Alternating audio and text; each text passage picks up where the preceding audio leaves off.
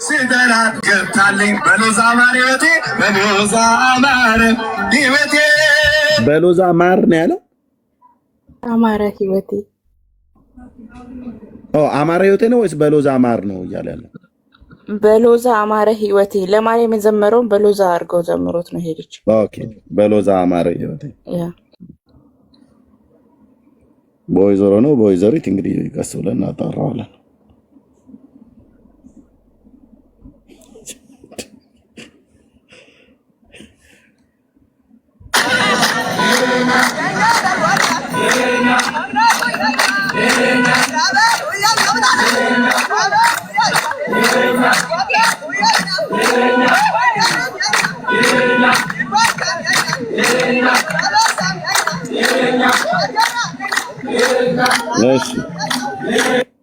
ይሁና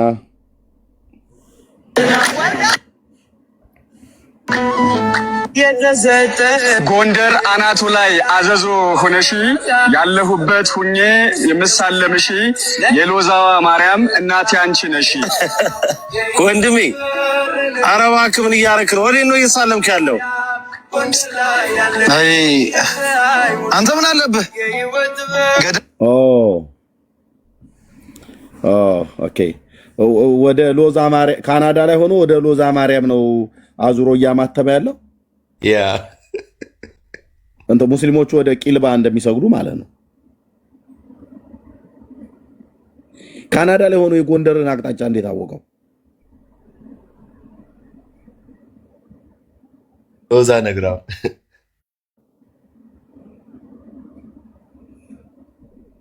ታማት አድባራት የሌለበት እልም ያለ በረዶ ላምጥተኝ ጉዳረከኝ እኮ ወንድም አለኝ ጉዳረከኝ። ታዲያ የምትሳለምበትን ማወቅ ነው ወይ? ቤተክርስቲያን ነው እንጂ ባዶ ሜዳ ላይ ትምህርት ቤት ትሳለማለህ? አይ ምን ሆነ ነው ግን? አይ ምን ናፍቆ ንገረኝ እስቲ የልብህን። ምን ታደርግልኛለህ? የናፈቀኝን ብነግርህ ይሄው ይሄ ጥር ወር ከመጣ ሰዓት ጀምሮ ጠላው ነው ጠላ። አይ ቲንክ ካናዳ አለ መሰለኝ ጠላ። ኦኬ ኤኒዌይ እሺ ሎዛ ማርያም ጎንደር ውስጥ አዘዞ ብለው ስላሉ እንግዲህ አዘዞና ጎንደር አካባቢ ላይ አለ ማለት ነው። ከዚህ በፊት ታውቅ ነበረ ወይስ እኔ ነኝ እንዴ? አሁን እኮ ሰው ልኮልኝ ሳየው የት ሄጄ ነው ሁሉ መቼ ነበር ማለት ነው? አሁን በዚህ በጥር ወር ነው በአመት አንድ ጊዜ ያላችሁት? መሲ አንቺና እህትየው ጸጊ ነበራችሁ ታወሩ የነበረው? በሳምንት አልሞላውም ኤርሚዬ ከተከበረ በቅርብ ጊዜ አንድ መሰለኝ የሚከበረው ኤርሚዬ በ21 ነው ጥር 21 ነው የሚከበረው። ላስተርእዮ እንደዛ ነው።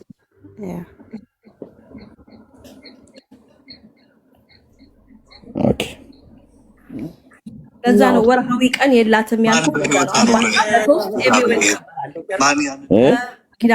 ኪዳነ ምሕረት በ16 ኤቭሪዌር ይከበራል። ኤቭሪ መንዝ ማለት ነው። ባታም በ3 በየወሩ የትም ቦታ ይከበራል። እች ሎዛ ማርያም ግን በአመት አንዴ ነው ክብሯ። እኔ ሌላ ቀን እንዳላት አላውቅም ኤርሚዬ። በወርሃዊ እንትን ይኖራት ይሆናል። ግን ቤተክርስቲያኑ የቆየ የኖረ ቤተክርስቲያን ነው። በጣም የኖረ ቤተክርስቲያን ነው። የድሮ ነው ማለት ነው። አሁን አግንነውት ነው እንግዲህ ያው የገነነ ቲክታከሮች ያፈመሱት እንደዛ ነው። እኔ ብላችሁ ጽዮን ማርያም ታዲያ በአመት ስንቴ ነው የሚከበረው? ወንድምነት ጽዮን ህዳር 21 ነው የሚከበረው በአመት አንዴ። አዎ ሌላውን አላውቅም። ህዳር 21 ግን እኔ ራሱ በነበርኩበት አካባቢ ላይ እናከብር ነበር። ህዳር 21 ሙሴኒ ርእያ ሀገረ ቅድስት እዝራኒ ተናገራ ዳዊት ዘመራ እያለ ዳዊቱን ሁሉ እናድር ነበር። ምንም እኮ የማይገናኝ እኮ ነገር አለ። ሙሴኒ ርእያ ሀገረ ቅድስት ሙሴ ያያት ቅድስት ሀገር እዝራኒ ተናገራ ዳዊት ዘመራ። እዝራ መቼ? የትኛው እዝራ? እኔ አሁን አገልጋዮቹ ራሱ የነበሩበት ዘመን ነው የምታየው። እዝራ መቼ ነው የተናገረው? ምን ብሎ ተናገረ?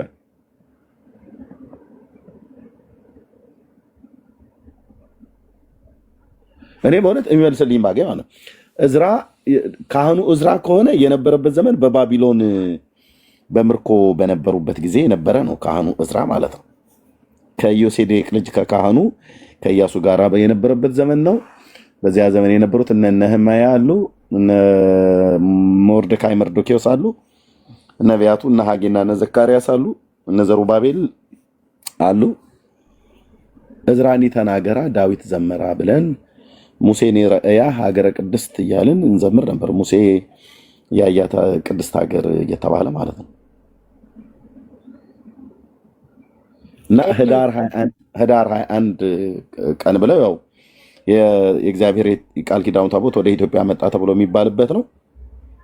ቀርበው ግን የማይናገሩበት በሕያው ጌታ ፊት ብዬ የምላችሁ የሚባትቱበት የሚደነግጡበት ታሪክ ማለት ነው። የውሸት ትርክት ማለት ነው። እና አንድ ሰው ይሄን ታሪክ ቀርቦ እውነት ሊያደርገው ያልቻለ ታሪክ ማለት በፈለጋችሁት ጊዜ የትኛውም ቦታ ላይ የእግዚአብሔር የቃል ኪዳኑ ታቦት ወይ ደግሞ የሙሴ ታቦት ተብሎ የተባለው ኢትዮጵያ መጥቷል ብለው ማንም ሰው ሲያወራ ከሰማችሁ ገብታችሁ እዛ ቤት ውስጥ ማለት ነው ውሸት ነው ብላችሁ በሏቸው። ለምን ካሏችሁ ታሪኩ እርስ በርስ ይጣላል። መጣበት ተብሎ የተባለው ታሪክ ድርሳነ ጽዮንን ከገድለ ላሊበላ ጋራ ገድለ ላሊበላና ድርሳነ ጽዮንን ራሱ ከገድለ ተክለ ሃይማኖት ጋራ ድርሳነ ጽዮን ገድለ ተክለ ሃይማኖትና ገድለ ላሊበላ ከክብረ ነገስት ጋራ ለማስታረቅ ዘመን ይፈጅብሃል። አይደለም ከመጽሐፍ ቅዱስ ጋር ታሪኩን አስታርቀ ታቦቱ መጣ ብሎ ለማለት አሁን የጠራዋቸው ድርሳነ ማርያም፣ ገድለ ተክለ ሃይማኖት፣ ድርሳነ ጽዮን ማነው ድርሳነ ማርያም አልኩኝ፣ ገድለ ተክለ ሃይማኖት፣ ገድለ ላሊበላ፣ ድርሳነ ጽዮንና ክብረ ነገስት በእነዚህ ታሪኮች ላይ ራሱ ታሪኩ ራሱ እርስ በርስ አንደኛው ሌላ ይላል፣ ሌላኛው ሌላ ይላል ማለት ነው። እና ህዳር 21 ይከብራል ብለው ይላሉ። ግን አይታችኋል። በዚህ 10 ዓመት ውስጥ የተከታተላችሁ ሰዎች አንዳቸውም ቀርበው በዚህ ጉዳይ ላይ እንዲህ ነው ብሎ ለመናገር የደፈረ የለም። ለምን? በሕያው የአባቶቼ አምላክ በእግዚአብሔር ፊት ልንገራችሁ፣ ኦርቶዶክሳውያን በዚህ ታሪክ አደባባይ ላይ ያፍሩበታል እንጂ አይከብሩበትም። ይዋረዱበታል እንጂ አይከብሩበትም። ለምን? የውሸት ትርክት ነው። ሌላ አይደለም። እንደው ሌላ መጽሐፍ ቅዱስን የእስራኤልን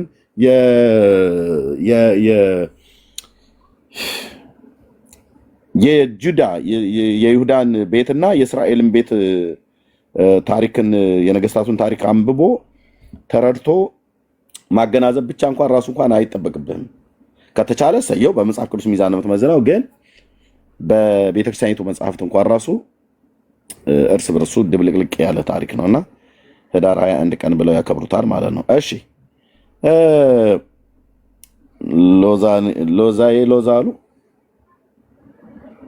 ሎዛሉ ሎዛ ነሽ ሎዛ የኛ ሞዛዛ ሎዛ አንቺን ሲከተሉ ሎዛ ወንጌል ጠነዛ ወዛ ማለት ነው። እኛ ደግሞ ተቀብለን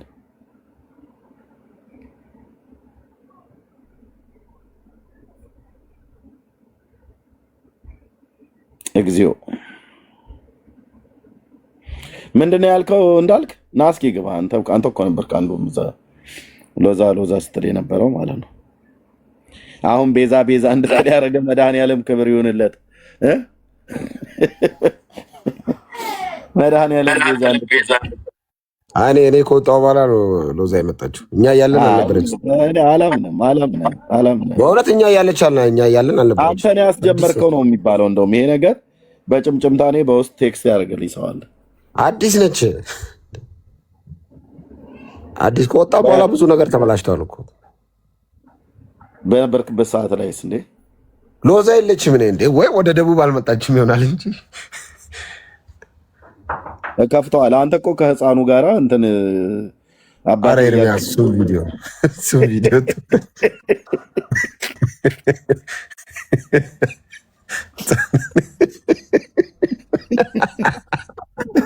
ቆይ ዛሬማ ህፃንህን አጋፍጣለሁ በእውነት። አረ ኤርሚቶ አይ በፍጹም እንዳትወጣ፣ ማንም ሰው እንዳይወጣ፣ ቤት ዝጉ። አረ ኤርሚያስ ቪዲዮ እንዳልክ እንደቀለደብንማ ገድሉን ትናንትና እያነበብኩት የተወሰነ ነው የቀረኝ እና ዛሬ እንግዲህ በረከቱ እንዲርቃችሁ ማለት ነው ከእናንተ ከእግዚአብሔር ልጆች የህፃኑ በረከት የተባለው እሱ እንዲርቃችሁ ይነበባል ማለት ነው። ዝም ብዬ ለእግረ መንገድ ለመግቢያነት ያለ ማለት ነው። በጣም ነው የሚገርመው ወገኖች። መቼም ያለ መረጃ እዚህ ቤት አይወራም አይደል? አዎ አዎ አዎ። ገድለ ቅዱስ ቂርቆስ ህፃን ወእሙ ወኢየሉጣ ቅድስት ኢየሉጣ ማለት ነው።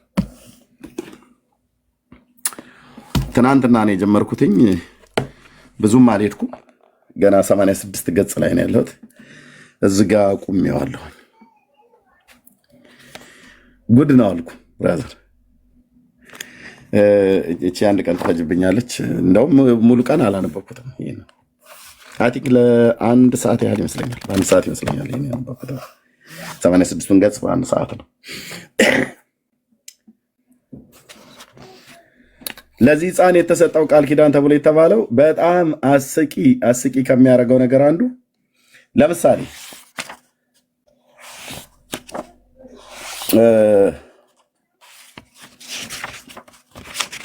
ቂርቆስን አይደለም ስሙ ቅዱስ ቂርቆስ ሰማዕቱ ወይ አባቱ ብለህ ጠርተው አይደለም ገና ቂ ብለህ ስትጠራ ኃጢአትህ እንደሚሰረይልህ ቂ ማለት ነው። ኦርቶዶክስ ቂ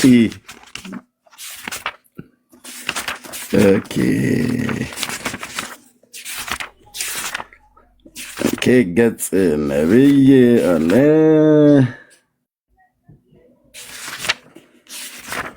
የዚህ ልጅ ስልጣኑ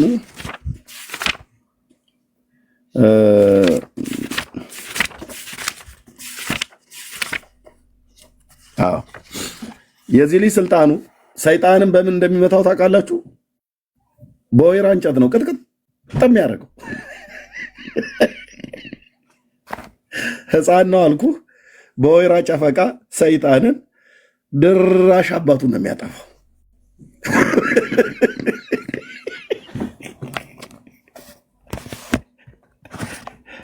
የህፃን ነገር ባርጩሜ ማለት ነው። ከዛ ካደከመው በኋላ በመግረፍ ወስዶ የሚያስረው ቁልቋል ዛፍ ላይ ነው።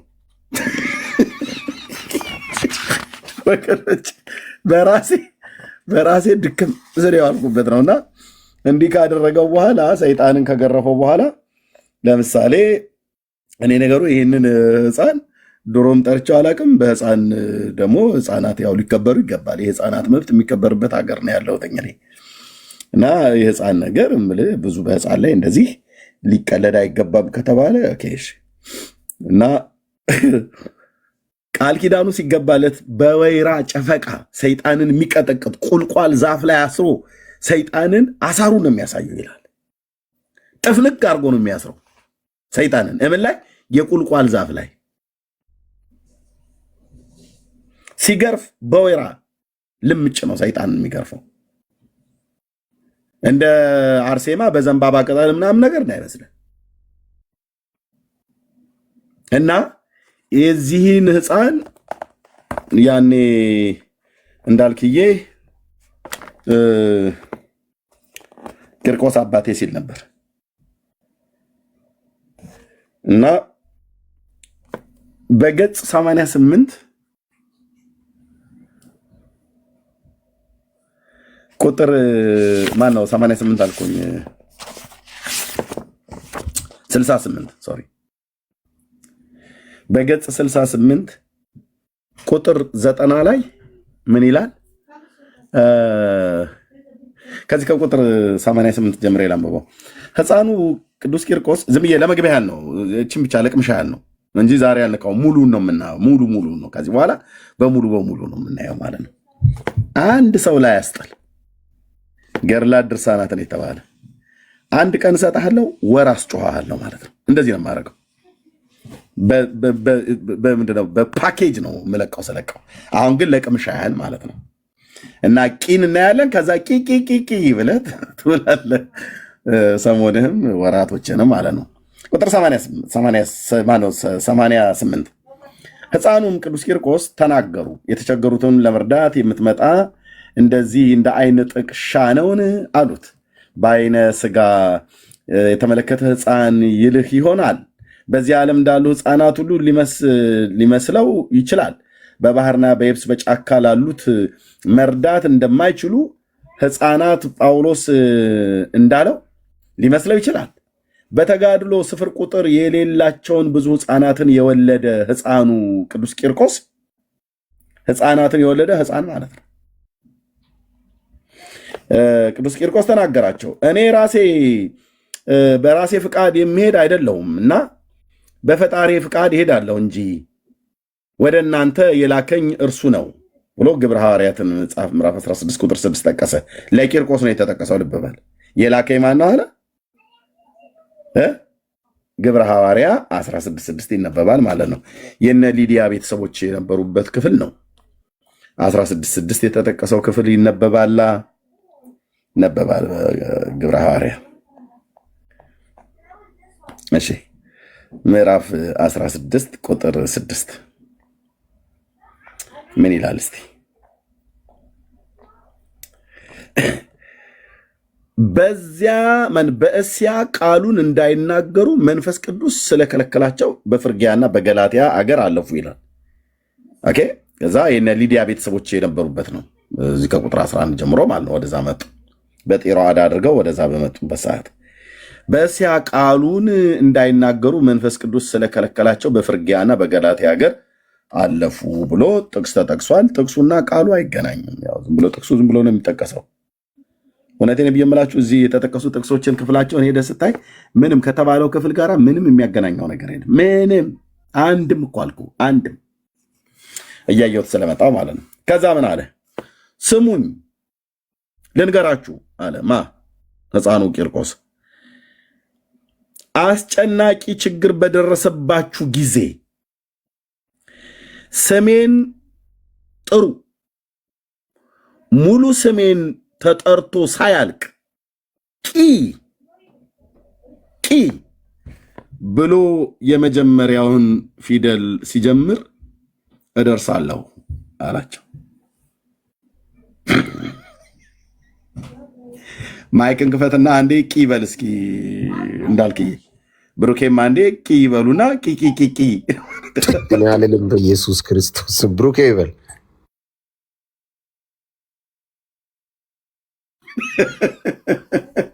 የለመድከው አንተ እዛ ስትውረገረግ የነበርከው አንተ ቂርቆስ እንደጀመርከው እንዲህ ቀኝ እጅን ወደ ላይ አንስተህ ቂ በል።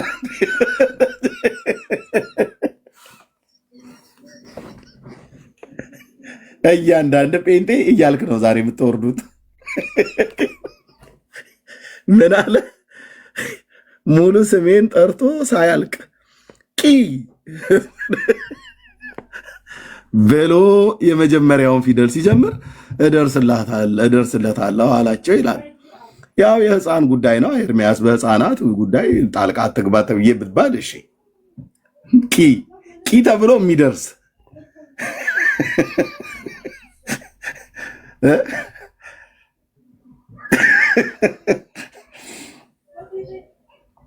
ወጋውት ያለሽ እንደ አንቺ ቂን ምንድን ነው የምትወጊው? አሁን ቂ እኮ ቂጣ ይሁን ቂላቂል ይሁን ቅ ሌላ ዝርያ ሊሆን ነው። በቂ ብቻ የሚጀምር መቀመጫው ይሁን ምን ይሆን አይታወቅም። ቂ ብዬ ገና ቂ ስትል ኢትዮጵያ ውስጥ ከች ይልልሃል።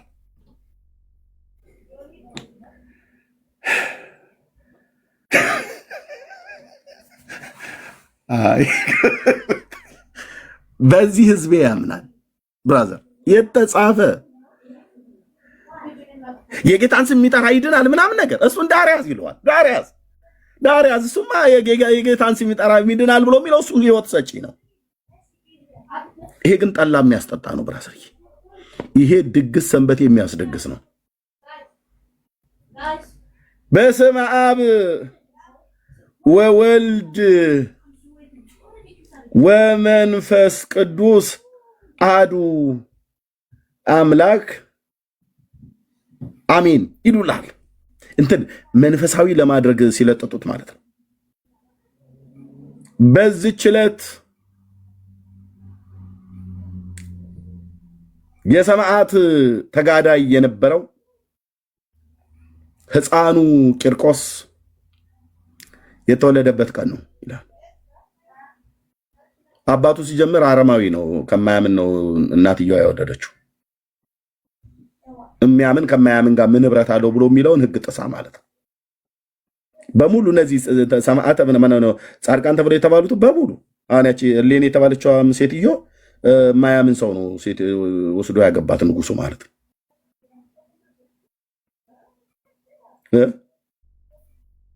የሚያምን ከማያምን ጋር ምን ህብረት አለው ብሎ የሚለው የቅዱስ ጳውሎስ መልእክት እነሱ ጋር ይሰራል። ካገኙት ወንድ ጋር ነው የሚጋቡት።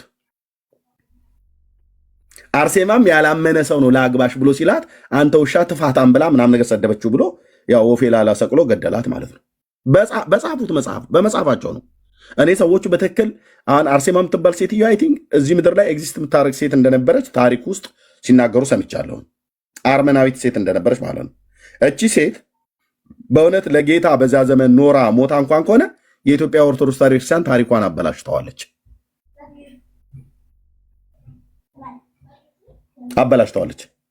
ለምን? የለየላት ተሳዳቢ አድርጉ። እሷም ያላመነ ወንድ ነው ለአግባሽ ብሎ ሲላት አታገባኝም ብላ መጨረሻ ንጉሱን ተሳድባ ያው ወፌላላ ማለት እዚህ በደርግ ዘመን እንደዚህ ነበር። ወፌላላ ወንጀለኛ ሲቀጣ እንደዛ ነው የሚቀጣው እየተባለ ማለት ነው። የአንዳንዶች የወንዶች እንትናቸው ላይ እንትን ሃይላንድ ያንጠለጥላሉ ምናምን ነገር ተብሎ የተባለ እንደሱ አይነት ማለት ነው። እና ግን ወፌላላ ሰቅሎ ነው የገደላት ነው የሚባለው። ለምን ሞተ የተባለ ሲባል በሰማዕትነት አሉ። መጽሐፏን ስናነበው ግን ቁጥር አንድ የለየላት ተሳዳቢ ነች አርሴማ። ለዚህ ነው አንድ ሰው ገብቶ እናቴን አርሴማን እስቲ አስጥላለሁ ብሎ ይምጣ እስቲ ገድሉን እስኪ ላውጣው ቆሞ በእኛ ፊት መጽሐፉን ሊያስተባብል የሚችል አንድ ኦርቶዶክሳዊ ነው ያልኩት።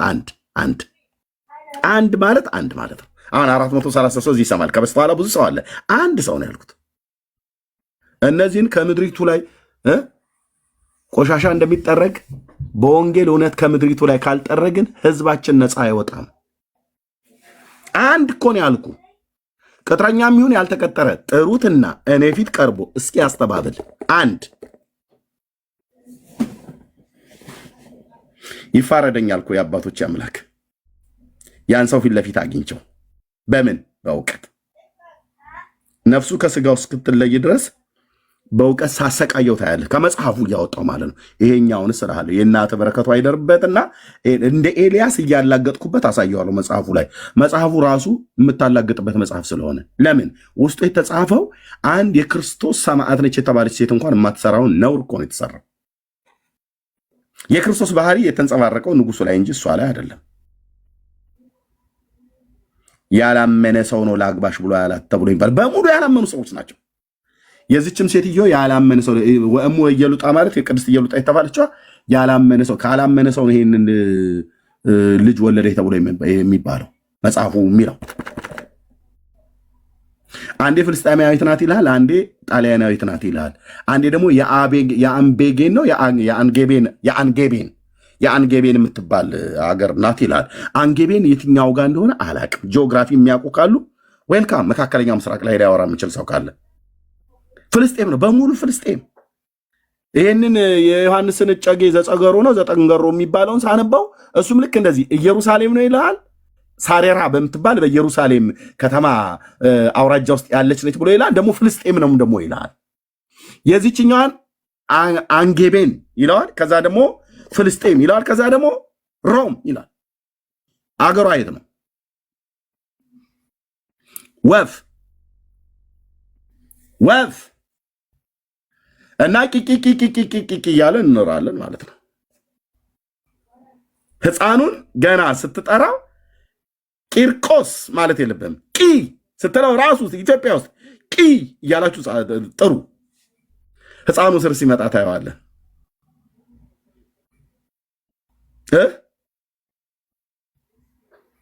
እደርስላችኋለሁ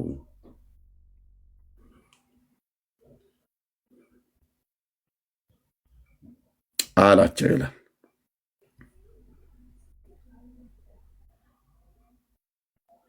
እንዲህ አይነት ትግል ነው የገጠመን።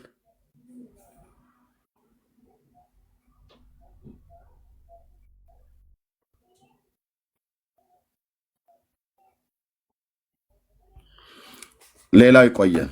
እዚህኛው ክፍል ላይ ነኝ ያለሁት። ነገ ወይ እንደዚህ እችን ሳጠናቅቃት ሌሎች ከዚህ መጽሐፍትም የቀደሙ አሉ በደንብ የተቆለሉ። ይሄኛውም የዮሐንስ አላለቀም። የባለፈው ማንም በዚህ መጽሐፍት ላይ መጥቶ ያስተባበለ የለም። ማንም እናቱ ከባሏ ጋር ሳትገናኝ ጸነስኩት ብላ ትላለች። ማንም የለም። እንደዚሁ በርቀት ሆነው ቢሃይንድ ባይሆነው መስማት ነው። የለም ማለት እኔ ጉዳዩን አቆማለሁ ማለት አይደለም። የቀጠርካቸው ቅጥረኞችም ሌሎቹም አያስጥሉም። መድኃኒዓለም ክርስቶስ ምስክሬ ነው። እኔ ከሰው ጋር እልህ ተጋብቼ አይደለም። እስላምና ክርስቲያን እስላምና አረማዊ የሆነ እስላም ማለት ነው ራሱ እና መናፍቃን የሆኑ ሁሉ ይድናሉ ይላል ይሄ መጽሐፍ። ስለዚህ እስላም ሲኦል ይገባል አትበላ። ኦርቶዶክሳዊ እስላምን አድናለሁ ያልተጠመቀን ሁሉ እምርልሃለሁ ብሎታል አለው። እስከ ስንት ትውልድ? እስከ 10 ትውልድ ድረስ። የት ነው ብሎ የሚለው? ገጽ 248 ላይ ቁጥር 83 አባታችሁም ክርስቲያንም ቢሆን ያልተጠመቀ አረማዊም ቢሆን በምድር ላይ ስሜን የጠራ ስምህን አይሉትም እኮ የጌታን ስም አያስቀድሙም። ስሜን የጠራ መታሰቢያን ያደረገ ለቄሶቹ ያበላ ነው። እስከ ስንት ትውልድ ትምርልኛለህ አለው። ጌታችንም እስከ 10 ትውልድ እምርልሃለሁ አለው። የማንን ስም የጠራ? የጸገሮን ዮሐንስን ማለት ነው። ምን ያላለ? ያልተጠመቀ አረማዊ ማለት አሕዛብ ማለት ነው። ጥምቀት በዜሮ ተባዛች። ሰው ሳይጠመቅ አይድንም ብለው የሚሉት የኦርቶዶክስ ነገረ ድነት ጥምቀት በዜሮ ተባዛ ማለት ነው። ሰው ሳይጠመቅ የሚድንበት ሃይማኖት የኦርቶዶክስ ነው ማለት ነው። ምን ነው ሚስጥረ ጥምቀት ብለው የሚያጮሁትን ነገር እዚያው ያልተጠመቀ አረማዊም ቢሆን እንኳን ስሜን የጠራ መታሰቢያን ያደረገ እስከ ስንት ትውልድ ትምርልኛለህ ብሎ ሲል አንዱን ሰው አይደለም ትውልዱን እስከ 10 ትውልድ ድረስ እምርለታለሁ ብሎ አለ። መጠመቅ አያስፈልገውም። ስለዚህ ያልተጠመቀ አይድንም ብለው የሚሉት የነበረው ታዲያ የት ገቡ? ማን ነው የሚያስጥላውን? ይሄንን ነገ ወጥቶ የሚሳደበው ሰውዬ እናያለና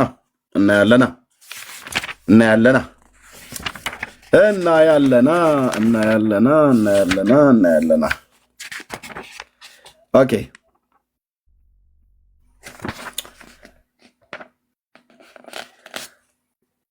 ማንም የመለሰ የለም። ባለፈው ላይ እንዳልኩት ዝም ሃይላይት ልስጥ ብዬ ነው። የኦርቶዶክስ ሃይማኖት የምን ሃይማኖት ነው? የየት ሀገር ሃይማኖት ነው? መነሻው የት ነው? ማን ነው ከታች በኮሜንት የሚጽፍ? የኦርቶዶክስ ሃይማኖት ምንጩ የት ነው? ቶሎ በሉ። የየት ሃይማኖት ነው? ጎጃም አለ ብሩኬ። የኦርቶዶክስ ሃይማኖት ምንጩ የት ነው?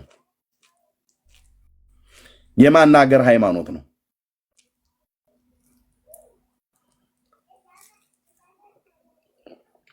እ?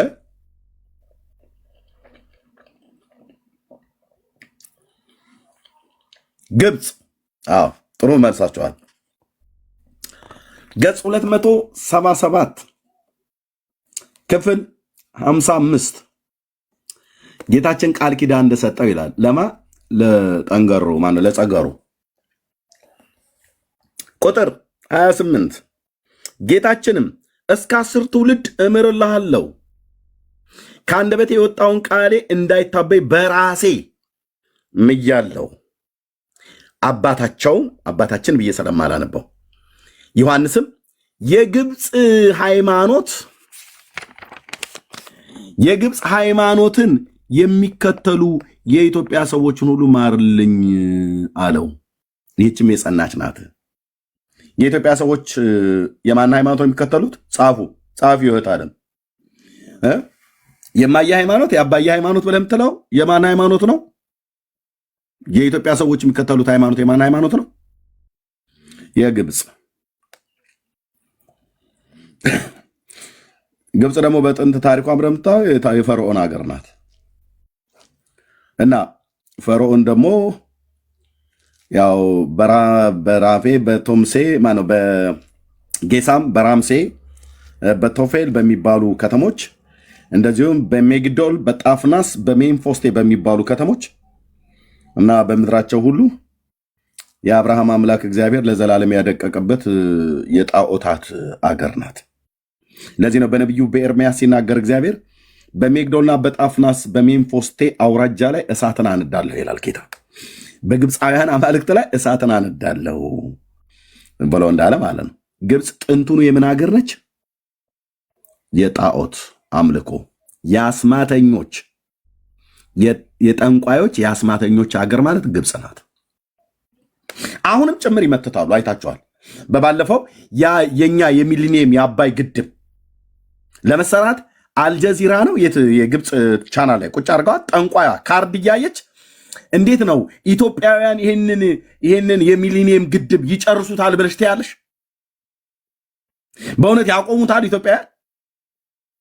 እስቲ አሟርችልን ጠንቁይልን ብለው ጠንቋያን አመጧት። ማነው ኢትዮጵያዊው ሙስሊም ኡስታዙ ማነው ይሄ የአረብኛውን የሚተረጉመው? ስሙን ከታች ጻፉልኝ።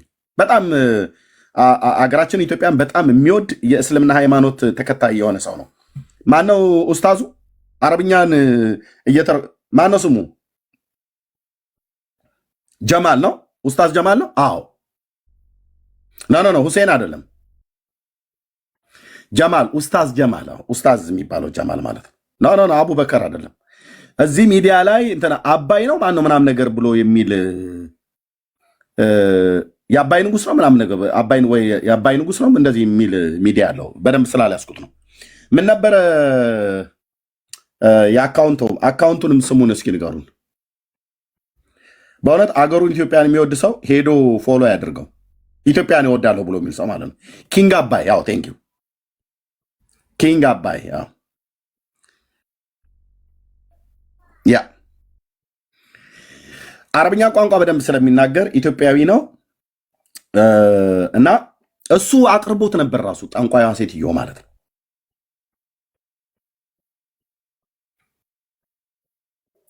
የእናንተ ሃይማኖት ከውጭ ነው የመጣው ከጀርመን ነው የመጣው ብለው የሚሉን ሰዎች ኦርቶዶክሳውያን፣ የእናንተስ የግብፅ ሃይማኖት አይደለም ወይ? ማንም የሚናገረው የራሳችሁ ገድል ከግብፅ የመጣ ይሻላል ወይስ ከጀርመን መጣ የተባለ ይሻላል? ከግብፅ እኮ ተቃውሞ አለ። እሺ የግብፅ ሃይማኖትን እንደሆነ ከተናገረ የኢትዮጵያ ኦርቶዶክስ ደግሞ የግብፅ ሃይማኖትን እንድንከተል የሆን ነው በተንኮልና በሴራ ነው ይላሉ። በሴራና በተንኮል የመጣን ሃይማኖት ነው የሚከተሉት ማለት ነው። ራቴ ልበላን። እሺ ሂዱበት። እሺ አይ መጽሐፍ ከፍተህ እንድታሳይ ነው ኤርሚያ። እንዴ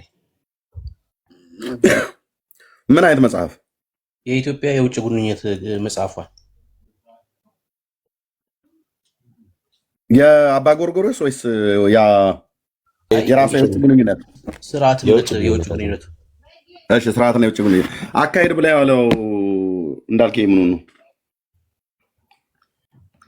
የቂርቆስ ብሩኬ በደንብ እንደሄድበት ብዬ ነው። ግብጾች እንዳጃጃሉን ከአንዱን እስከ 30 ቀን የግብፅ ቤተክርስቲያን እንዳጃጃለችን እና ብዙ ጊዜ ሲነገረን የነበረው እዛ እያለን ስራ እንዳንሰራ 30ውንም ቀን ቆርጠው ይላኩልን እነሱ እንደሆኑም እየተነገረ ስለሆነ ስራ ፈታ ያደርገዋል ማለት ነው። አሁን ብሩክ የሚያደርገውን ይልኝ። እሺ ይሄው መጽሐፉን አመጣሁት። ምንድን ነው የፈለግከው? ብሩክ ገጽ 10ን ክፈት።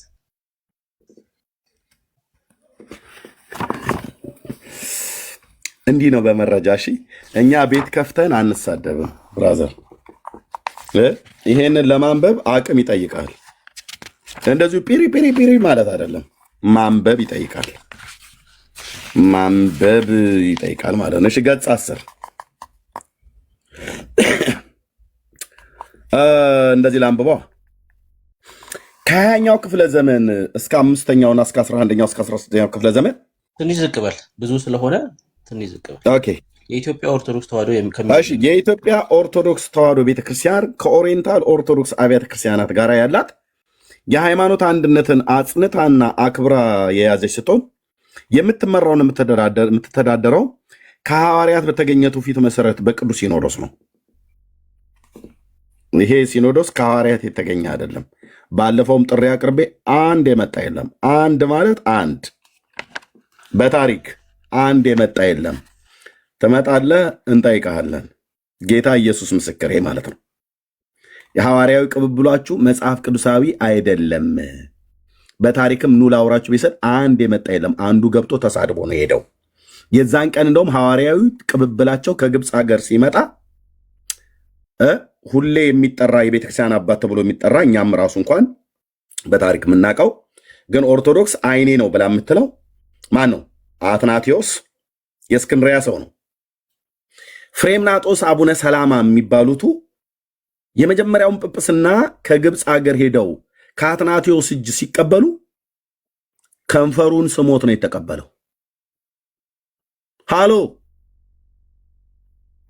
የተጻፈ እዚህ ቤት ወሬ እኮ የለም እኮ ነው ብዬ ዝም ብሎ እንትን ብለው ተቀበታው እንትን ብለው የለም።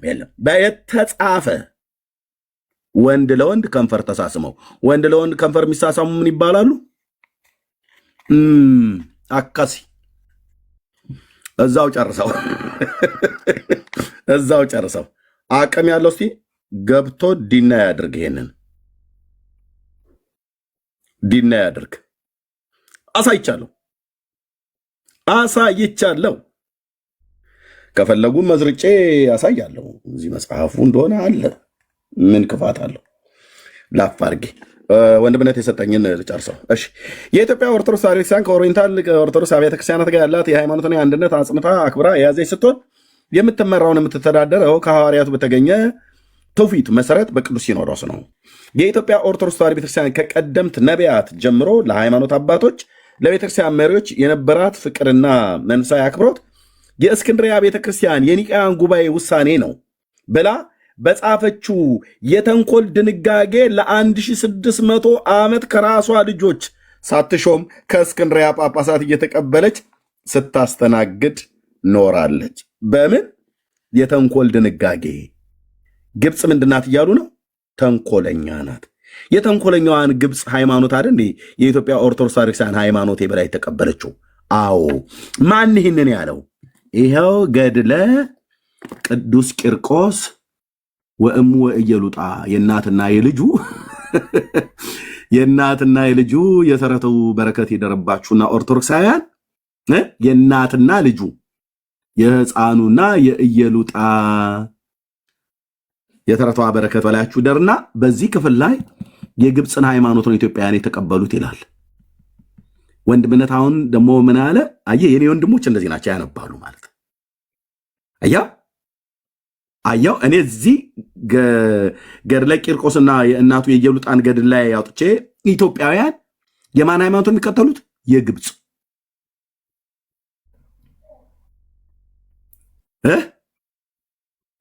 ደግሞ ከሐዋርያቱ የመጣ ብሎ አይኑን ሳይታጠብ ፊቱን ሳይታጠብ መጥቶ ከኛ ጋር ሊከራከር አስቆማቸዋለሁ አላለም።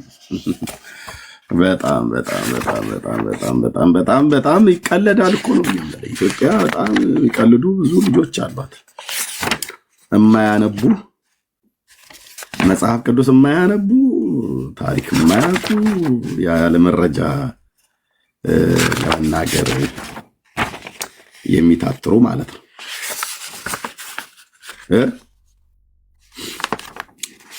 ምን አለ ይላል። ስለዚህ ኢትዮጵያውያን በተለይ ኦርቶዶክስ መጥተው እናንተ እኮ ከውጭ የመጣ ሃይማኖት ብለው ስለው ከየት በሏቸው፣ ከየት በሏቸው። ከጀርመን ይሉሃል አይደል? ያቃለሉ መስሏቸው። የእነሱስ ከየት ነው የመጣው? ከግብፅ። ጀርመን በታሪኳ ጣዖት አምላኪ ተብላ አትታወቅም፣ የአሕዛብ ሀገር እንደሆነች ይታወቅ። ግብፅ ግን ከጥንት ጀምሮ የጣዖት ምድር ነው፣ እስካሁን ዘመን ድረስ ማለት ነው። ከሀገር ሀገር ልታነጻጽሩ የፈለጋችሁ ማለት ነው። ያበሸቅ መስሎ ከሆነ ያንተን የግብፅን ሃይማኖት የምትከተሉ መሆኑን ይናገራል ማለት ነው። ስለዚህ የግብፅን ሃይማኖት ይከተላል ብሎ ያለው የራሳቸው የቂርቆስ ገድል ነው። ይሄንን ደግሞ ሸፍጥ ተደርጎብናል በተንኮል ድንጋጌ ለ1600 ዓመት ግብፅ በተንኮሏ የራሷን ጳጳስ ሳትሾም ኢትዮጵያ ከግብፃውያን ለ1600 ዓመት ወደ ስንት ናቸው? ወደ 100 ምናምን ነገር የሚሆኑ ናቸው አይደል? ወንድምነት አባ ጊዮርጊስ ማነው? አቡነ ጎርጎርዮስ 111 አይደል? 111 ጳጳሳት ቀጥሎ በአቡነ ጎርጎርዮስ መጽሐፍ ላይ የቤተክርስቲያን እኮ መጽሐፍ እኮ ነው እኛ እንደዚህ የምናመጣው። አየው እንጠቅሰውን ጥቅስ አየው ማስረጃ ሆይ ማን ነው አሁን ብራዘር ለዚህ እውነት ማን ነው ለዚህ ውሸት መልስ አለ ብሎ ወጥቶ ሊያስተባብል የሚችል?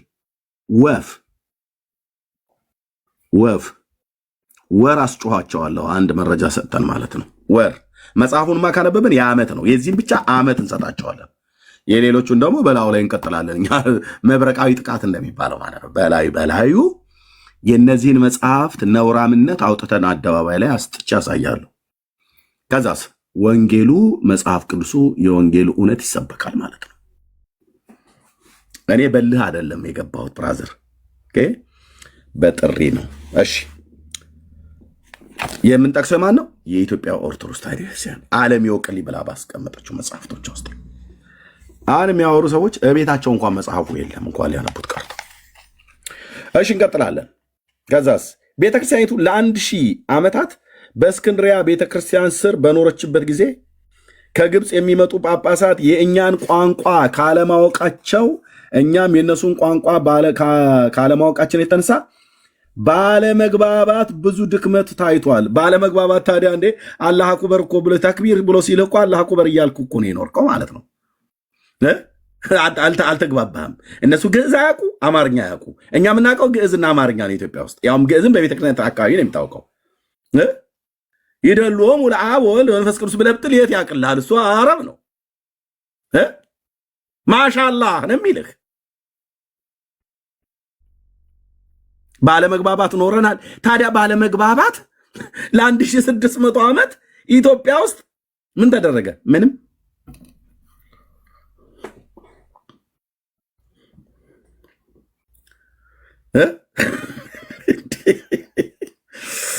ባለመግባባት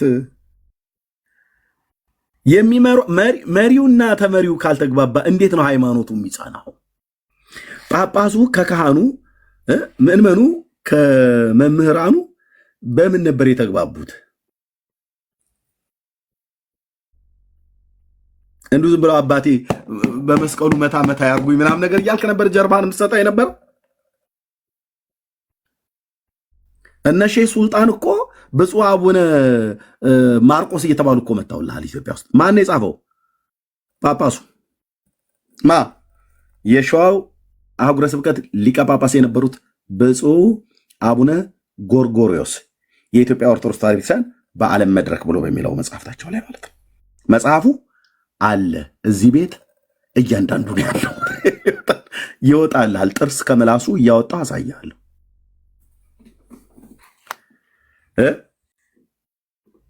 የእነማዬ እና አባዬ ሃይማኖት በማን ነበረ ማለት ነው ይመራ የነበረው? ታቦታቸው ከየት ነው የመጣው? ብሩክ ብዙ ነገር አታስወሩኝ። ምን እየሆነ የግብፅ ነገር ከተነሳ ወደ ሳውዲ አረቢያ መሄድ አለብን። አረቡን ክፍል ከነካኑ መዳሰስ አለበት። ታቦታቸው የታቦተ ሚካኤልና ታቦተ ገብርኤል ማለት ታቦተ ሚካኤልና ታቦተ ማርያም የጽዮን ማርያም የተባለው ከየት ነው የመጣው? ከሳውዲ አረቢያ።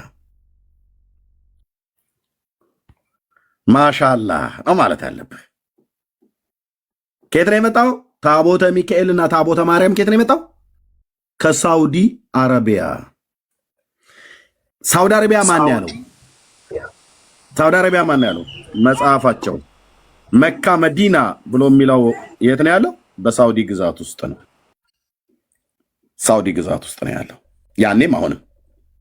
ስለዚህ የአረቡ ነገር ከተነሳ የኢትዮጵያ ኦርቶዶክስ ጳጳስን ከግብፅ ለ1600 ዓመት ታቦትን ከሳውዲ አረቢያ ከመካ መዲናው ሹም ስሙ ጋት ሄልፌር ይባላል።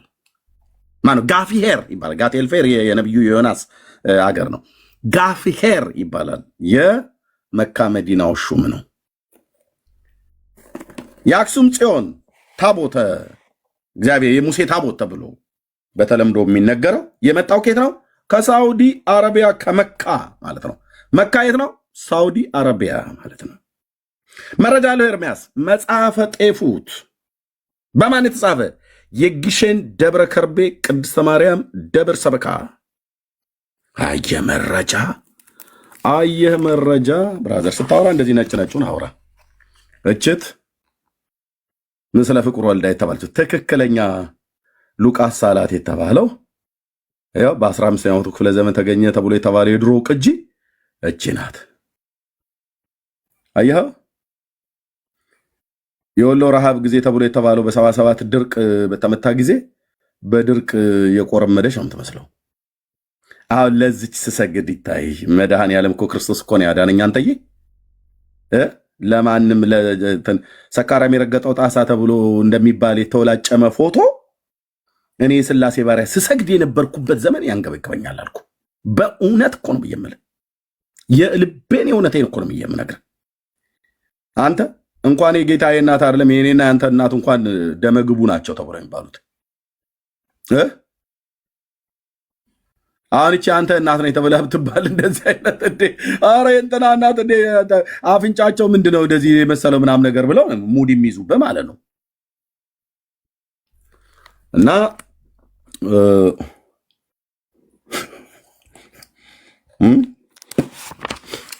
የአረቡ ነገር ከተነሳ እንላቀቅም ብሩኬ። እንደዚህም ብሎ መሄድ የለም። የግብፅ ሃይማኖት ይኸው እና በዚህ ክፍልም ላይ ታቦቱ የመጣው ከመካ መዲናው ንጉስ ነው የተቀበለው።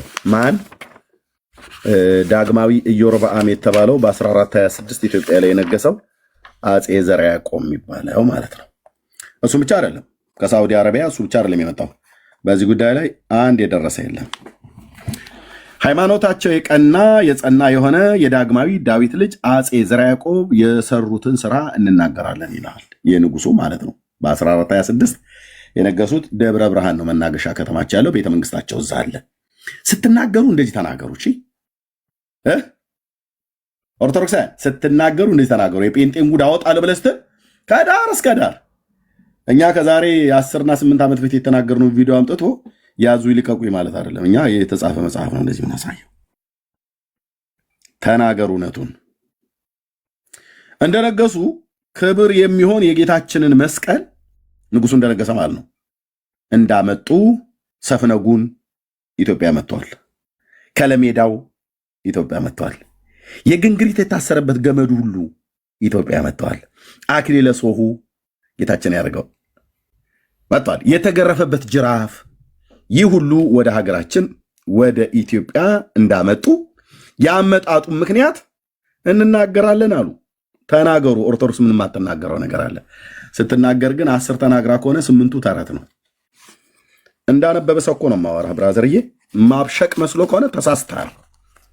እዚህ ቤት መግባት ማለት ሄርታሌ እሳተ ገሞራ ውስጥ መግባት ማለት ነው። በመረጃ ራሴን እያካበድኩ እንዳይመስልህ። ኦኬ አሁን ደብረ ከርቤ እየተባለች በምትጠራ በደብረ ነገስት አስገብተው እንዳስቀመጡት እንነግራችኋለን። በኋላ የዚህ ቦታ ስሟ ተፋልሷ 3 ጊዜ ነው። ከአፄ ካሌብ እስከ አፄ ይኩኖ አምላክ ደብረ ነጎድጓድ፣ ከአፄ ይኩኖ አምላክ እስከ አፄ ዘርዓ ያዕቆብ ደብረ ነገስት፣ ከአፄ ዘርዓ ያዕቆብ ጀምሮ እስካሁን ዘመን ድረስ መስቀሉ እስከመጣባት ደብረ ከርቤ ትባላለች። ማ ጊሼን የት ያለችው? ወሎ ክፍለ ሀገር ውስጥ ያለችው። ይቀጥሉ መምህራችን ኤርምያስ። እዘከዝክልሃል ይሄንን የዘመናት ጉዳችሁ ማለት ነው። እይሰግድ ለመስቀል ወለማርያም ድንግል ኢንሰግድ ለመስቀል ወለማርያም ድንግል የሚሉ መናፍቃን ቢነሱ በልዩ ልዩ ቅጣት ቀጥተዋቸዋል ብሎ ደም አፍሳሽ ንጉሥ እንደነበረ አባ እስጢፋኖስና ተከታዮቻቸው እንደጨፈጨፈ ይናገራል። እዚህ ክፍል ላይ የቀሩትን ኢትዮጵያውያን ከኢትዮጵያ አስወጥተው ሰደዋቸዋል፣ አሳዷል። አፄ ዘርዓ ያዕቆብ የሚባለው ለምን ለማርያምና ለመስቀል አንሰግድም ብለው ያሉትን ግማሾቹን ጨፍጭፎ ገሏል ደብረ ብርሃን ላይ፣ ግማሾቹንም ከኢትዮጵያ እንዲወጡ አድርጓል። ማን የጻፈው? ኦርቶዶክስ ገጽ 134 መጽሐፈ ጤፉት በግሸን ደብረ ከርቤ የተጻፈ እኮ ነው ብዬምልህ፣ የተጻፈ ቻለው አድርሰው ብራዘር፣ ይህ አድርሱ።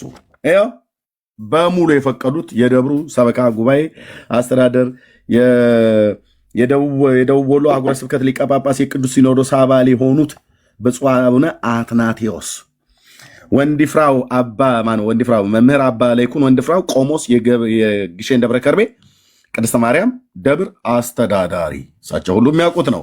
ተርጓሚስ የማነ ብርሃን የኔታ የማነ ብርሃን ይባላሉ። ርዕሰ ደብር የማነ ብርሃን አዲሴ ይባላሉ። ይህን መጽሐፍ የተረጎሙ ቤተክርስቲያኒቱ አንድ የጻፈችው። እናስ እነዚህን የጠየቋቸው ሁሉ እነዚህ ለአባትህ እጅ መንሻ የሆነውን የጌታችን መስቀል በመካ መዲናው ሹም እጅ አለና ያን ነው ብለው ነገሩኝ ይላል። ከዛስ በዚያን ጊዜ ስለዚህ ነገር እንዴት የእስላም ንጉሥ የጌታዬን መስቀል ለመያዝ ገንዘብ ስለማድረግ ቻለ ብዬ ከእሱ ጋር ለመዋጋት መንፈሳዊ ቅናት ቀናው ይላል። አፄ ዘርዓ ያዕቆብ ምኑን የጌታዬን መስቀል እንዴት የእስላሙ ንጉሥ ሊይዝ ቻለ? የማን ይሄ እስላም ንጉሥ? የመካ መዲና። መካ መዲና የት ነው? ብሩክዬ ጉግል አድርገህ ማፑን አምጣልኝ በውስጥ መስመር። እኔ አሁን መናገሬን ትቼ እንትናለም መካ መዲና ሱድ አረቢያ ክልል ውስጥ እንዳለ በማፕ ቁጭ አድርገው አምጣ፣ በውስጥ ላክልኝ ዋትሳፕ ላይ። ታንክ ዩ። መንፈሳዊ ቅናት ቀናው ይላል። እኔ የምላችሁ የእስላሙ ንጉሥ ላይ መስቀሉ ብቻ ነበር የነበረው፣ ታቦት ሁሉ ነበር። እና ኤርሚያስ ይገርማል እንዴ ብፁዕ አቡነ አንድሪያስ 14 ታቦት እኮ ለእስላሙ ባለፈው እኮ ሰጥተዋል። እና ከጥንቱም ይቀባበሉ ነበር ማለት ነው። ከእስላም ንጉሥ ታቦት ተቀበለ ያመጣሉ፣ ጊሼን ደብረ ከርቤ ያስቀምጠዋል። እንግዲያስ እዚህ ደግሞ ብፁዕ አቡነ እንድሪያስ የሰሜን ወሎ የሰሜን ጎንደር አህጉረ ስብከት ሊቀ ጳጳስ የቅዱስ ሲኖዶስ አባል 15 ነው 14 ታቦት ለእስላም ደግምላቸው ሰጥተዋል። ደብዳቤ ወጥቷል፣ ቪዲዮ ተለቋል። መስፍን የሚባለው ወንድም አክቲቪስት መስፍን ማለት ነው፣ ኦርቶዶክሳዊ ወንድም አውጥቶታል፣ አደባባይ ላይ ተዘርግፏል። ከዛው ከቤተ ክህነት ማንም መልስ የመለሰ የለም። እና ኤርምያስ ታዲያ ምን ይሁንልኝ ነው ብለህ የምትለው? ከድሮም እኮ ታቦት ይቀባበላሉ። አዎ መስቀል ብቻ አይደለም ታቦቱ ሁሉ ከእስላሙ ንጉሥ እንዴት እንደተቀበሉ። እስላም ንጉሥ ላይ ታቦት ምን ያደርጋል? ምን ይታወቃል? ያንም ሊደግምበት ሰጥተውት ሊሆን ይችላል። ይዶን ነው ብፁዕ አቡነ እንድርያስ እንዳደረጉት አሁንም እንደዛ ሊሆን ይችላል። ማን ይህን የሚያስተባብል ወፍ እፊቴ አትቆምም፣ እፊቴ አትቆሙም፣ እፊቴ አትቆምም። ኤርምያስ ሲያወራ እንደዚህ አብረን ነው የምናነበው። አብረን ቢሃይንድ ባይ ስንት ሺህ ሰው ሆነ የምሰማው እዚህ 550 ያለው አብረን ነው እያነበብን ያለ ነው። አብረን ነው በቃ እዙ ተፋጠን ነው ምን ከርመው ገጽ 441 እንዳትክድ ማለት ነው። እንዳትክድ እንዳይካድ ኤርምያስ ተደብቀ የማን መጽሐፍ እንደምታነባ ናቅልህም ብለህ እንዳትል ገጽ ቁጥር ምዕራፍ ግዕዝ አማርኛ ተናገር። እውነቱን ነው ቤቱ። አዎ ሎዛ ነሽ ሎዛ በላንተ መስቀሉ ከየት ነው የመጣው? ከመዲናው ሹም ከመካ መዲናው ሹም። አዎ አላህ አክበር ነው እንጂ ማለት ያለብህ ብራዘር። የምን በስመ አብ ወወልድ ወመንፈስ ቅዱስ ነው? እሱንማ ለእኛ ተወው ስልህ ለእኛ ተወው፣ ደሜን አታፍላው። ለእኛ ተወው እኮ ነው የምለው። እሱን ለእኛ ተወው፣ በስመ አብ ወወልድ ወመንፈስ ቅዱስን ለእኛ ተወው። ቢያንስ እሱን ለእኛ ተውልን። ኦኬ ቴንኪ ወንድምነት። የሳውዲ አረቢያ ካርታ ነው። መካ መዲና የት ነው ያለው? መካ የት ነው ያለው? ይኸው መዲናስ ይኸው በሳውዲ አረቢያ ክልል ውስጥ ነው። ይሄ ጥንታዊ ከተማ ነው።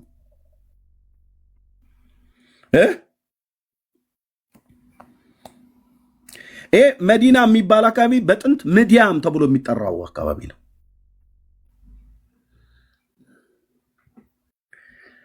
ዳሪያ ስል ብራዘር ተረት የለ ተረት አሞሉ ማለት ነው። አብሬ ነው ጠርጌ ዞር ማድረግህ በምን በመረጃ ከመካው ሹም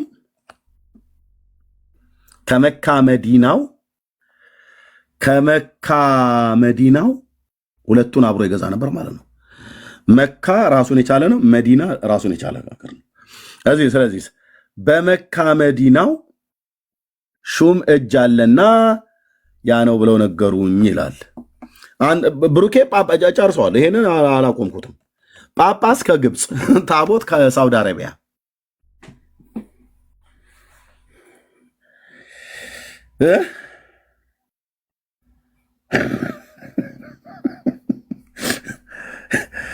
ሃይማኖት ከግብፅ፣ ጳጳስ ከግብፅ፣ ታቦት ከሳውዲ አረቢያ።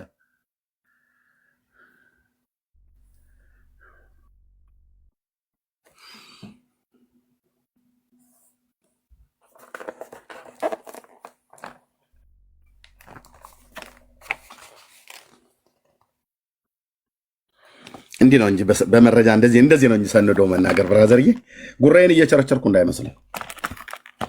እንዲህ ነው እንጂ መናገር ብራዘር። ወይ ጉድ እያልክ ነው እያጣጣምክ የምትሰማው። ከዚህም በኋላ ምታ ነጋሪት ክተት ሰራዊት ብዬ ሰራዊቴን ሰበሰብኩ ይላል። ዘርዓ ያዕቆብ ምን ሊሆን የመካ መዲናውን ንጉስ ከእስላሙ ንጉስ መስቀሉን ከእስላሙ ንጉስ እጅ ለመቀበል በምን በጦርነት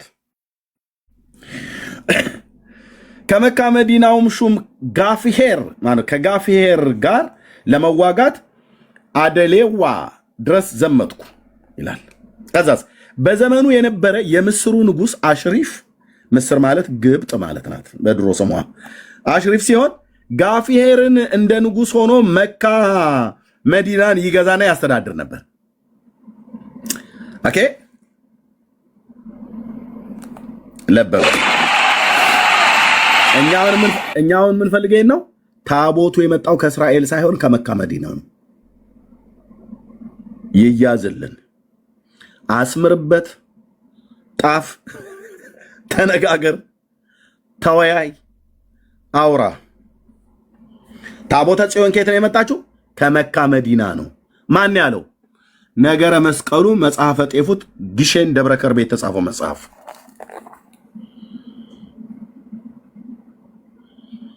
ኤዲያ መናገር እንደዚህ ነው እንጂ ማንበብ ይጠቅማል። አየህ፣ እሺ አሽሪፍ ያስተዳድር ነበረ ብሎ አለ። ከዛስ ይሄን ብቻ አይደለም፣ በኔ እጅ ያዘውን ያለውን የአባትን ገንዘብ መስቀሉን፣ ስዕሉን ማለት ስዕላቱንም እሰጥሃለሁ ከኔ ጋራ አትዋጋልኝ ይላል። ስዕላቱን ከየት ነው ያመጡት? ስዕለ ማርያም የተባለው ምስለ ፍቁር ወልዳ የተባለው ከጋፊሄር ከየት? ከመካ መዲናው ሹም ከየት? ከሳውዲ አረቢያ።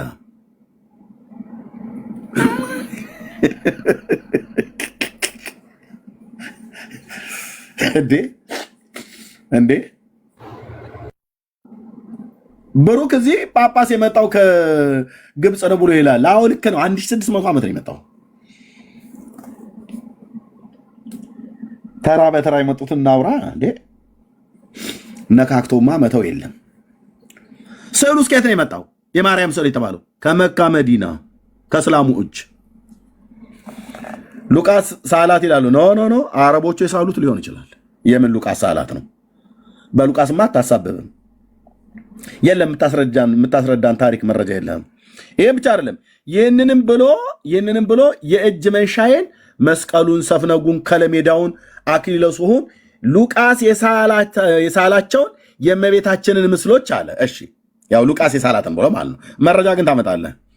ዮሐንስ ወንጌላዊ የሳለውን የጌታን ኩርዓተ ርዕሱን ስዕል አየ። ሉቃስ ግሪካዊውንም ዮሐንስ ወንጌላዊንም ሰዓሊ ያደረጉት። መጽሐፍ ቅዱስ ግን አይነግረንም። ዮሐንስም ሰዓሊ ነው፣ ሉቃስም ሰዓሊ ነው ብሎ አይነግረንም። ዮሐንስ ሐዋርያ ነው፣ ሉቃስ ባለመድኃኒት ነው።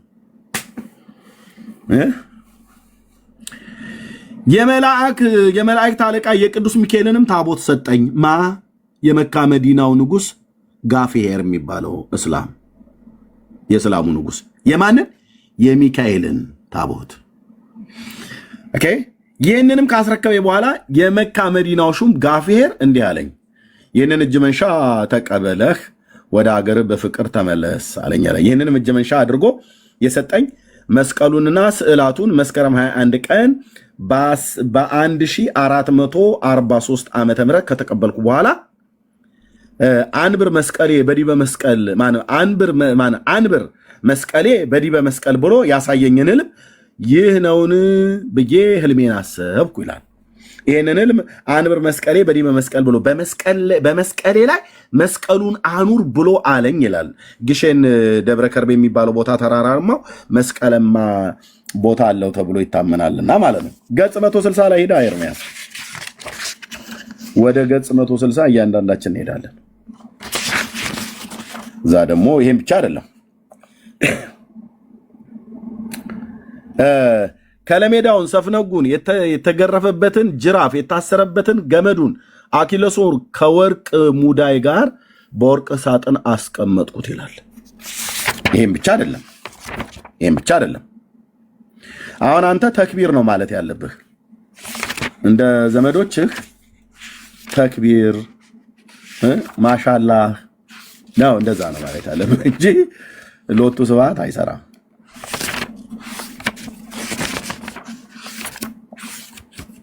ይሄን ብቻ አይደለም። በጣም የሚገርመው ከነዚህ ታቦተ ጽዮን፣ ታቦተ ማርያም፣ ታቦተ ሚካኤል፣ የማርያም ስዕል፣ የመድኃኔዓለም ስዕል ተብሎ የተባለው ሰፍነጉ ምኑ በሙሉ ከለሜዳው በሙሉ አብሮ ሲመጣ ይሄን ብቻ አይደለም የመጣው። ዳግመኛ በዓላቸውንም ታከብሩና ተዘክሯቸውና ታከብሩላቸው ዘንድ ትማጸኑባቸው ዘንድ በወርቅ ከተለበጠው ከእንጨቱ ሳጥን ውስጥ አጽማቸው አለ ይላል። የማን አጽም ማለት ያው ታውቃላችሁ የሰው ቅሪተ አካል ማለት ነው። የማን አጽም መጣ ወደ ኢትዮጵያ? ገባ እኮ ብራዘርዬ፣ ምድራችን እኮ በረከት በበረከት እኮ ሆነ አይደል እንዴ? ስንት መዓት እኮ አጽም መጣ። ለዚህ ነው አየህ የጥጋብ ሀገር የሆነው ማለት ነው። የሙታንን አጽም እየተሻሸን ምድራችን ለምለም ሆነ አይደለ? ጦርነት ከራቀን እኮ ዘመን የለውም። ሰላማችን እንደ ወንዝ ፈሰሰ በምድሪቱ ላይ በኢትዮጵያ። በእውነት በዚች ሃይማኖት መኖር እንዴት መታደል ነው እያሉ አሉ። አጽም አምላኪ ሁሉ ማለት ነው። ምድሬን የተበቀለ አውሬ እኔ በቀለዋለሁ በእውቀት። እሺ፣ በወርቅ ከተለበጠው ከእንጨቱ ሳጥን ውስጥ አጽማቸው አለ ይላል። የማን ቀጥሎ ይናገራል የማን እንደመጣ። ሁሉንም አሁን የሚቆጥሯቸው የቅዱሳን አጽም ከመስቀሉ ጋር አንድ አድርጎ የሚይዛቸው እርሱ ነውና መስቀል ከአጽም ጋር ከሰው አጥንት ጋር ነው ይመጣል ብራዘር። መስከረም 16 ታዲያ መስቀሉን ይዘው ሲወጡ ለምን አጽሙን ይዘው አይወጡ? ቤተክርስቲያኒቱ ደግሞ በቅዱሳን አጽም አምናለሁ ብላለች። እንዴት ነው ኤርሚያስ ግን እንዴት ነው ማለት እንዴት ነው ግን የምታወራው? እንዲህ ነው የማወራው። ያው ክብረ ቅዱሳን ብሎ በሚለው ላይ ክብረ ቅዱሳን መላእክት፣ ቅዱሳን ነቢያት፣ ቅዱሳት ሐዋርያት፣ ቅዱሳን ሰማዕታት፣ ጻድቃን፣ ክብረ አጽመ ቅዱሳን የቅዱሳን አጽም አከብራለሁ፣ አምናለሁ፣ እምነቴ ነው፣ ዶክትሪኔ ነው ብላለች ቤተክርስቲያን። እምነት ብሎ በሚለው ዶክትሪን ማለት ነው። በዛ ውስጥ ያው 5 አዕማደ ምስጢር፣ 7 ምስጢራተ ቤተክርስቲያን፣ ቅዱሳት መጻሕፍት፣ ትውፊት፣ ክብረ ቅድስት ድንግል ማርያም እና ቅዱሳን መላእክት፣ ነቢያት፣ ሐዋርያት፣ ሰማዕታት፣ ጻድቃን የቅዱሳን አጽም አጥንት ማለት ነው። ይህም ብቻ አይደለም። ቤተክርስቲያን ታቦት ሃይማኖትና ምግባር ና ታቦት አውራ ብዬ ስልህ አንተ አይኛ በታቦት አትከራከሩ ተብሏል ብለህ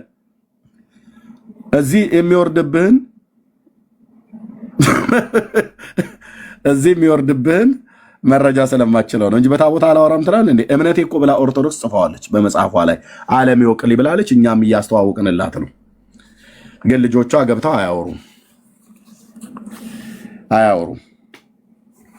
ስለዚህ ቅዱሳን አጽም ለካ ታምናለች ማለት ነው ኦርቶዶክስ። ይኸው ጽፋ የቅዱሳን አጽም ክብረ ቅዱሳን የማንን አመጣች ቤተክርስቲያኒቱ? ከዚህ ቀጥሎ የመጣው የቅዱሳን አጽም ዝርዝሮች ይቆጠራል። አንድ እያልክ ቁጥር። ቡናን እየጠጣ ፈንዲሻ ይዘህ ከሆነ ይዘህ ጥግ ሆነ ማለት ነው። ከዚህም ካለው ከመጀመሪያ አምላክን የወለደች የእመቤታችን እናት የሐና አጽም መጥቷል ኢትዮጵያ ውስጥ። በእውነት ኢትዮጵያውያን እልል ልትሉ ይገባል። የማርያም እናቷ ማን? የሐና አጥንት መጥቷል። ቅሪታ አካሏ ለምን የመጣበት ምክንያት በዓላቸውን ታከብሩና ዝክራቸውን ትዘክሩ ትማጸኑባቸው ዘንድ አጥንት ላይ ተማጸን ትላለች ቤተክርስቲያኒቱ። አዎ ተናገር እውነቱን።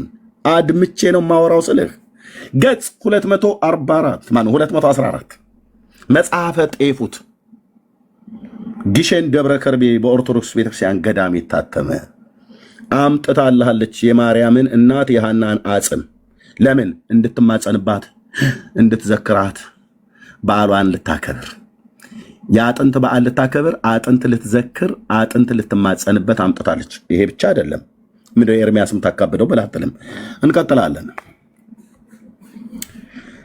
የሐዋርያው በርቶሎሜዎስ አጽም ከጌታ ሐዋርያት ከ12 አንዱ በርቶሎሜዎስ ታውቁታላችሁ።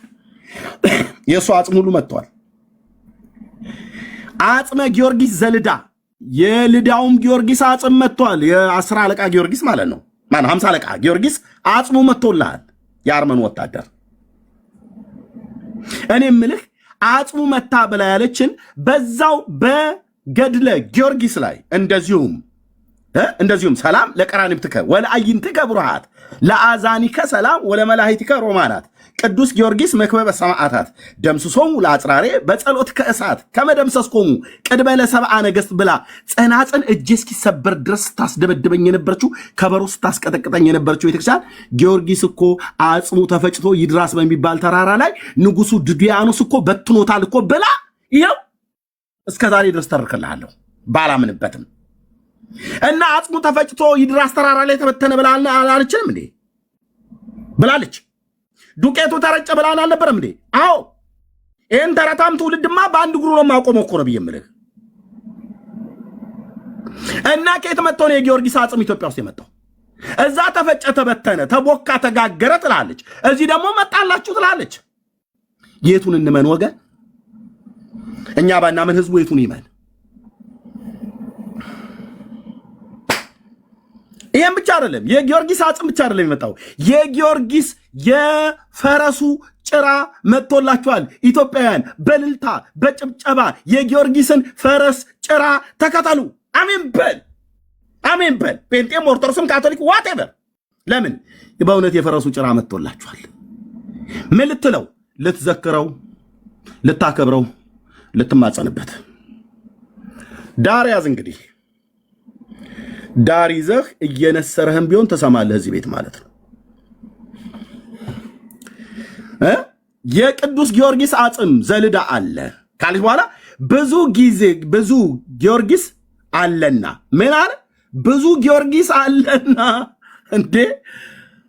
ከዚህም ሲለይ ወአዛባ ፈረሰ ቅዱስ ጊዮርጊስ 12 ክንድ የሆነ የፈረሱን ጭራ ጭምር አምጥተንላችኋል።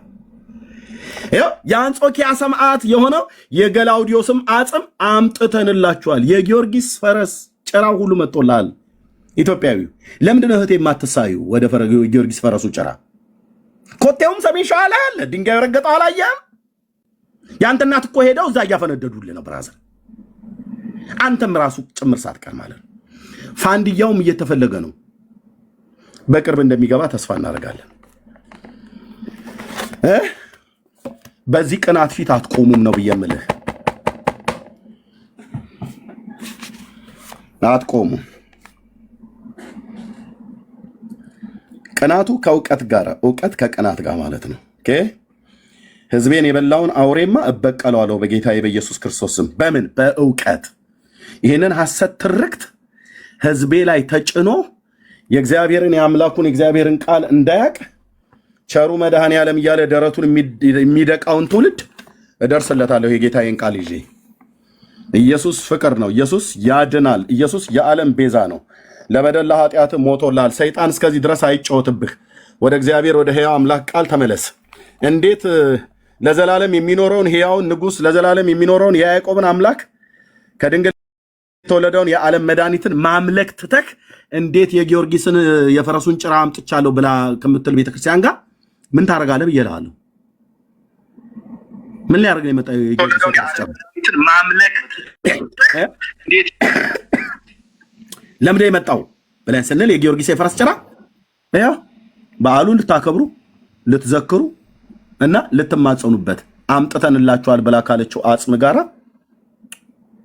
የጊዮርጊስ የፈረሱ ጭራ መጥቷል። እንዳልኳችሁ ፋንድያውን ትንሽ ጠብቁ፣ ታገሱ። ኢትዮጵያውያን በብዙ ነገር እንታገሳለን አይደል?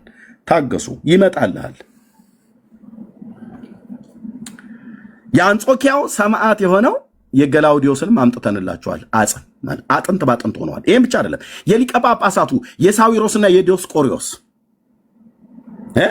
እሱንም አጥንት አምጥተንላችኋል ይላል በአባ ጊዮርጊስ ዘጋስጫ መጽሐፍት ላይ።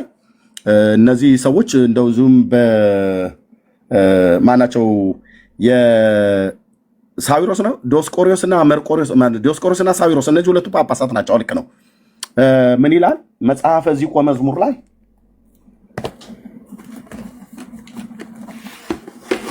እዚህ ክፍል ላይ ተጽፏል። በቅዱስ ያሬድ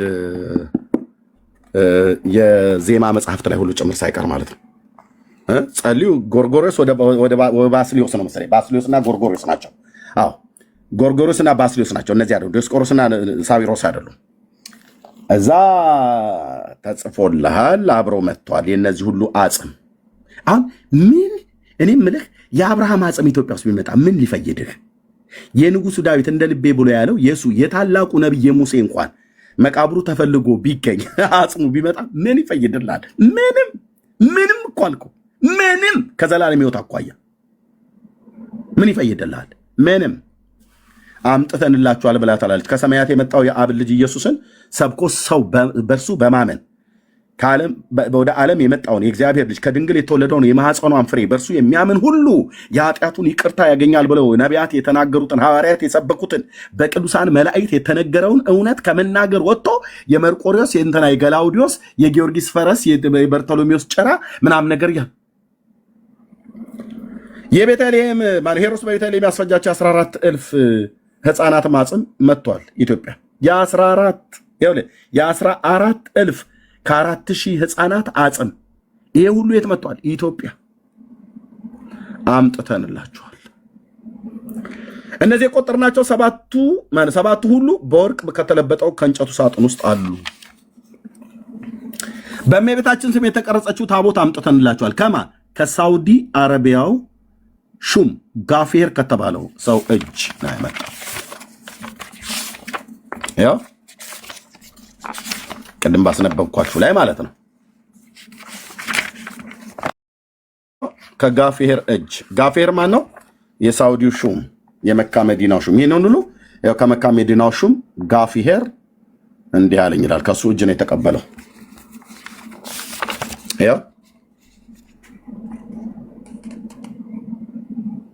ያው እሰጥሃለሁ ብሎ አለው። ከሳውዲው ሹም ነው የተቀበለው ማለት ነው። ይህችውም ታቦት 10ቱ ቃላት የተጻፈባት ታምራትን የምታደርግ ደገኛ ታቦት ናት። ታቦተ ጽዮን የተባለችው ማለት ነው። ከየት ነው የመጣው?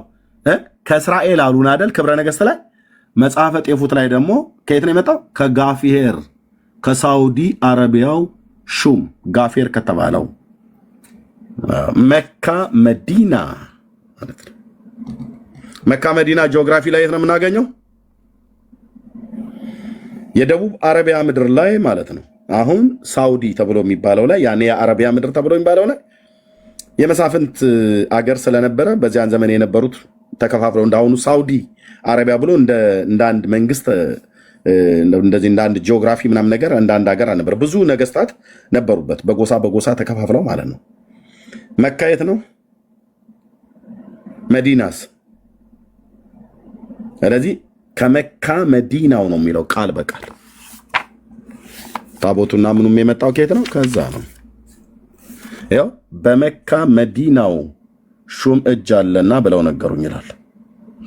እርሱም ይህንን በጠየኳቸው ጊዜ ይህን ለአባትህ እጅ መንሻ የመጣው የጌታችን መስቀሉ ብቻ አይደለም፣ እሾህ ሁሉ አኪለ እሾሁ በሙሉ ታቦቱም ጽላቱም የማርያምም የሚካኤልም በሙሉ የተባለው ከመካ መዲናው ሹም እጅ አለና ብለው ነገሩኝ ይላል። በዛን ጊዜ ስለዚህ ነገር እንዴት የእስላም ንጉስ የጌታዬን መስቀል ለመያዝና ገንዘብ ለማድረግ ቻለ ብዬ ከሱ ጋር ለመዋጋት መንፈሳዊ ቅናት ቀናሁ ይላል አፄ ዘርዓ ያዕቆብ። አልዋጋህም እሰጥሃለሁ በቃ ብሎ አለው። ክተት ሰራዊት ምታ ነጋሪት ብሎ ሊዋጋው ሲሄድ ከመካ መዲናው ሹም ከጋፌር ጋር ለመዋጋት አዴሌዋ ድረስ ዘመትኩ ይላል።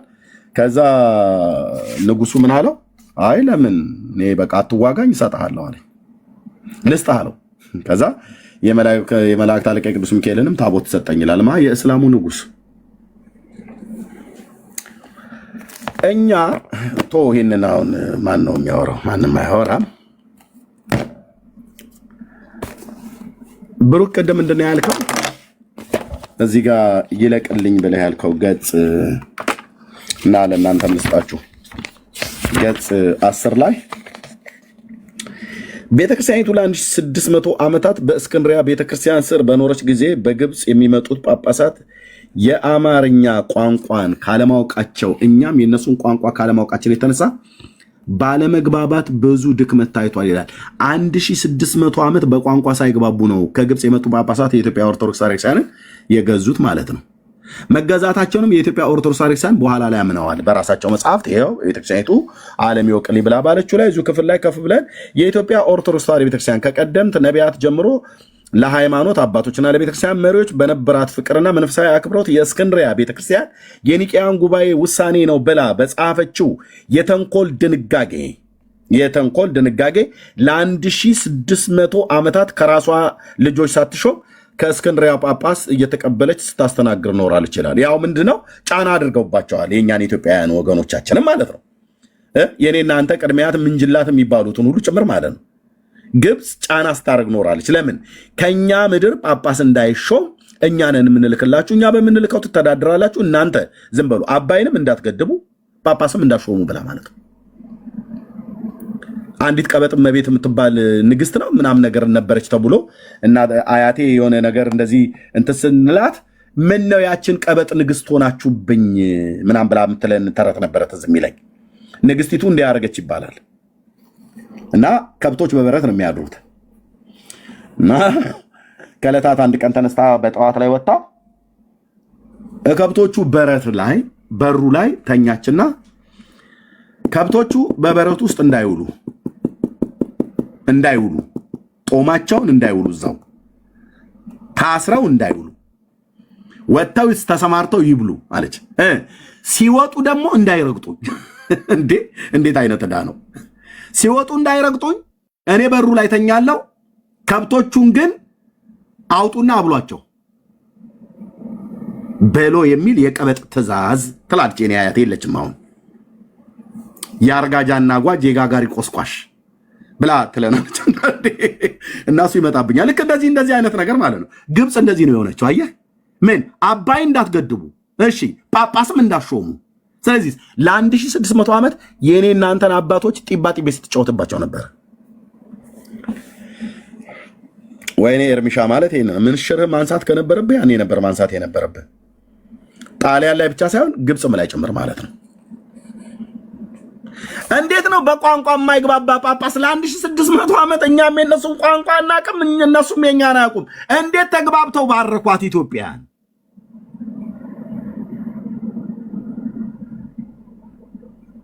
በአረብኛ ቋንቋ ረግመውንስ እንደሆነ የሄዱት ለዚሁን እንዴ ትውልድ አይውጣላችሁ ሰላም በምድራችሁ አይኑር ብለው ግብጾች ከጥንት ጀምሮ መተተኞች ናቸው። ብራዘር ዳሪያስ መትተው ጠንቁለው ደግመው አስማት አሰርተው ምድራችን ላይ ቀብረውት ቢሆንስ ብራዘር እንደዚህ እርስ በርስ የምንፋጀው?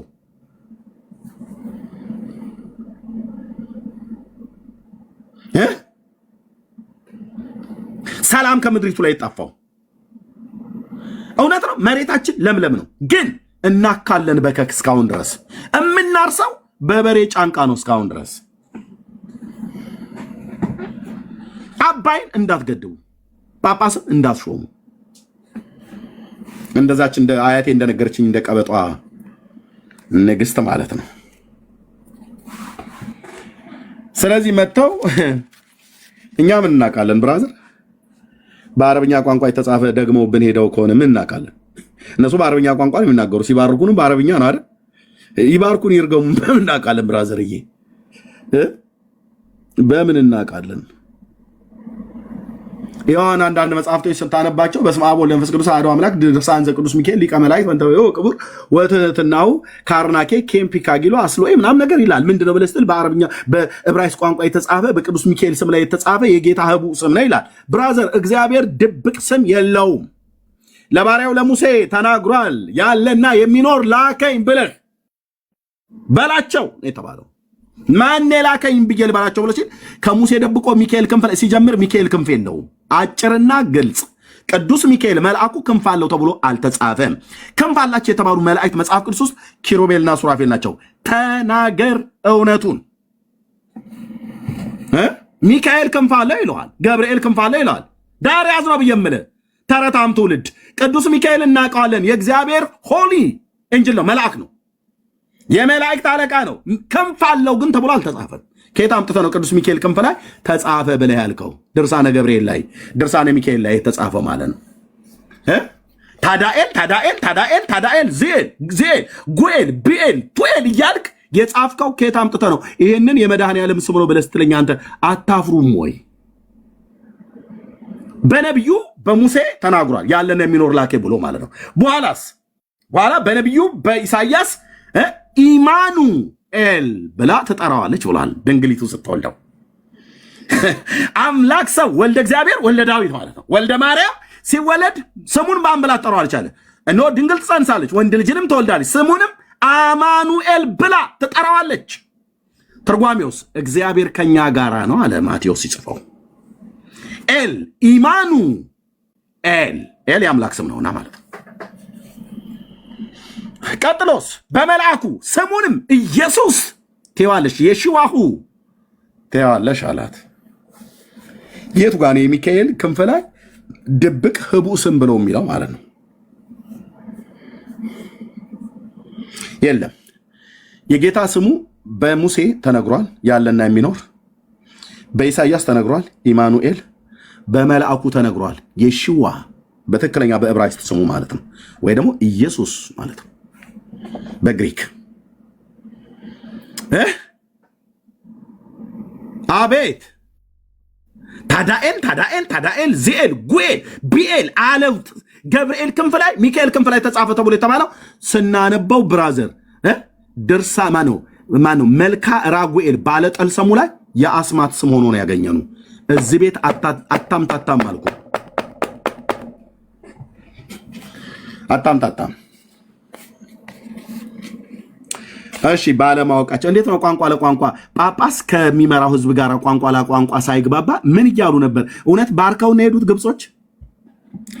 አጠረጥርም ወገኔ፣ አጠረጥርም ወይ? 1600 ዓመት ወደ ኋላ ተመለስ። በእነ ይኩኖ አምላክ በል ማነው? ይኩኖ አምላክ ማ የቅርብ ነው እንዴ? በእነ ንጉስ ካሌብ ወይ አብርሃ አጽብሃ እስቲ ጀምርልኝ። የጥንት የኢትዮጵያ ነገስታት ብለህ ከምትላቸው ሩቁን ቶ ታሪኩን ሱልቶ እና እስቲ በቅርብ እንኳን በቅርብ የቅርብ ተብሎ የሚባሉ ዓመታት ላይ ከአፄ ዮሐንስ እስኪ እንጀምር። ማነው? ከአፄ ቴዎድሮስ። በአፄ ቴዎድሮስ ጦርነት ነበረ። ጥይት እንገዛ ነበር፣ እርስ በርስ እንቀጣቀጥ ነበር፣ እንገዳደል ነበር። በአፄ ዮሐንስም እንገዳደል ነበር። እኛ ኢትዮጵያውያን ግብጾች ናቸው እየመጡ አየህ ባርከው ነው ረግመውን የሚሄዱት፣ ግን እንገዳደላለን። በአፄ ቴዎድሮስ ጦርነት ነበረን እርስ በርስ ከእንግሊዞችና ከደርቡሽ ጋር ብቻ አይደለም። በአፄ ዮሐንስም ጦርነት ነበረን፣ በአገር ውስጥም በውጭ። የውጭውስ ሾራሪ ነው፣ የአገር ውስጥም። በአፄ ምኒልክም ጦርነት ነበረን፣ ከውጭም ከውስጥም። ጣሊያን ከውጭ ከውስጥም ደግሞ እርስ በርስ ማለት ነው። ነበር፣ እንገዛ ነበር። በአፄ ኃይለ ሥላሴም ጦርነት ነበር። አፄ ሚኒሊክ ከሞቱ በኋላ በልጅ ኢያሱ ማለት ነው ጦርነት ነበር። እቴጌ መነን እየመሩ በነበሩበት ዘመን ልጅ ኢያሱስ የሞቱት ከዚሁ ምክንያት አይደል እንዴ? አታምታታም ስልህ ብራዘር፣ ኢትዮጵያ ጦርነት መቼ ጥይት ያልገዛንበት ያልተገዳደልንበት ምክንያቱም ይሆን ግብጾቹ ረግመውን ይሆናል። እርግማን አይሰራም እንዴ አንተ? መተትና እኮ አስማት እኮ ይሰራል ብራዘርዬ። እሺ በልጅ ኢያሱ ጦርነት ነበር። ከዛስ ቀዳማዊ ኃይለ ሥላሴ መጡ፣ ጦርነት ነበር። በሳቸውም ዘመን 33 ዓመት ነው ምናምን ነገር ሻዕቢያ ጋር ከኤርትራ ከወያኔ ጋር ጦርነት ማለት ከሻዕቢያ ጋር በተለይ ማነው ጃንሆይ ማለት ነው ተዋግተዋል። ደርግ መጣ፣ በሱም ዘመን ሻዕቢያና ወያኔ ጦርነት 17 ዓመት። እኔ ኤርሚያስ እንኳን መድኃኔዓለምን የተፋኛልኩ የ15 ዓመት ልጅ ነበርኩ። ብሔራዊ ውትድርና ተይዤ ልመጣ ስል ደርግ ወረደ ተባለ። ጌታ ራራልኝ ነው የምልህ እንጂ በናቅፋ ተራሮች ላይ ወድቅ ነበረ። አጎቶቼ ግን ተሰውተዋል። ጦርነት ጥይት እንገዛ ነበር። ደርግ ወደቀ፣ ኢህአዴግ መጣ። በመለስ ዜናዊ ጊዜ ጦርነት በውስጥም በውጭም ከኤርትራ ከደቡብ ሱዳን ከማን ጋር ተዋጋ ነው አለ ጦርነት። በተለይ ከኤርትራ ጋር 100,000 ህዝብ የገበርንበት ጦርነት ከምድራቸው አይጥፋ ብለው ረግመውንስ እንደሆን ግብጾቹ የጠንቋዮች ሀገር ነው ማለት ግብፅን ነው መጥራት ያለበት ብራዘር። ከጥንትም ጅምር በጥንቆላቸው ይታወቃሉ። ከሙሴ ዘመን ጀምሮ በትር ጥለው እባብ ማድረግ አስማተኛ የመተተኛ ጋር ነው። በጣፍናስ በሜጊዶን በጣፍናስ በሜንፎስቴ አውራጃ ላይ ያሉ ጠንቋዮች ብራዘር፣ ይሄ ዓለም እኮ በክፉ እንደተያዘ እናውቃለን ይላል። ወገኔ ባቢሎናውያን፣ አሶራውያን፣ ጥንት ግብፃውያን በአስማታቸው ይታወቃሉ። ስለዚህ እንዋጋ ነበር። በመለስም ጊዜ በኃይለ ማርያምም እንጨፋጨፍ ነበር። በውስጥ በአብይም እንገዳደል ነበር። አሁን የሚያው ደግሞ ለመገዳደል ማለት ነው። ወያኔ ጦርነት ጀመረ ብለው ደግሞ አሉ። አሁን እነ ደብረ ጽዮን ማለት ነው። አሁን ባለፈው አልቀን ገና ወንድሞቻችን እኮ ለቅመን አልጨረስም። የሞቱ ኢትዮጵያውያን በራሷ ተራሮች ላይ የራሷ ልጆች ተጨፋጭፈው አለቁ። በአፋር ተራሮች ላይ ብትሄድ 1 መዓት አጽም አለ ተለቅሞ ያላለቀ። በትግራይ ተራሮች ላይ 1 መዓት የኢትዮጵያውያን ንጹሃን ኢትዮጵያውያን የወደቁ። በአማራ ክልል በተራሮች በሸለቆ በየጥሻው በየጎሬው ያለቁ የወንድሞቻችን አጽም ገና ተነስቶ ባላለቀበት ወያኔ ጦርነት ጀመረ አሉ።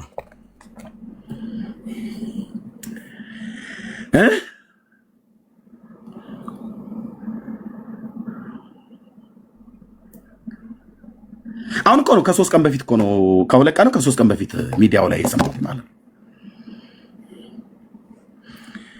አብይ በድሮን መታ ብለው ተጻፈ። ፋኖ ብሎ የራሱን ህዝብ ይጨፈጭፋል።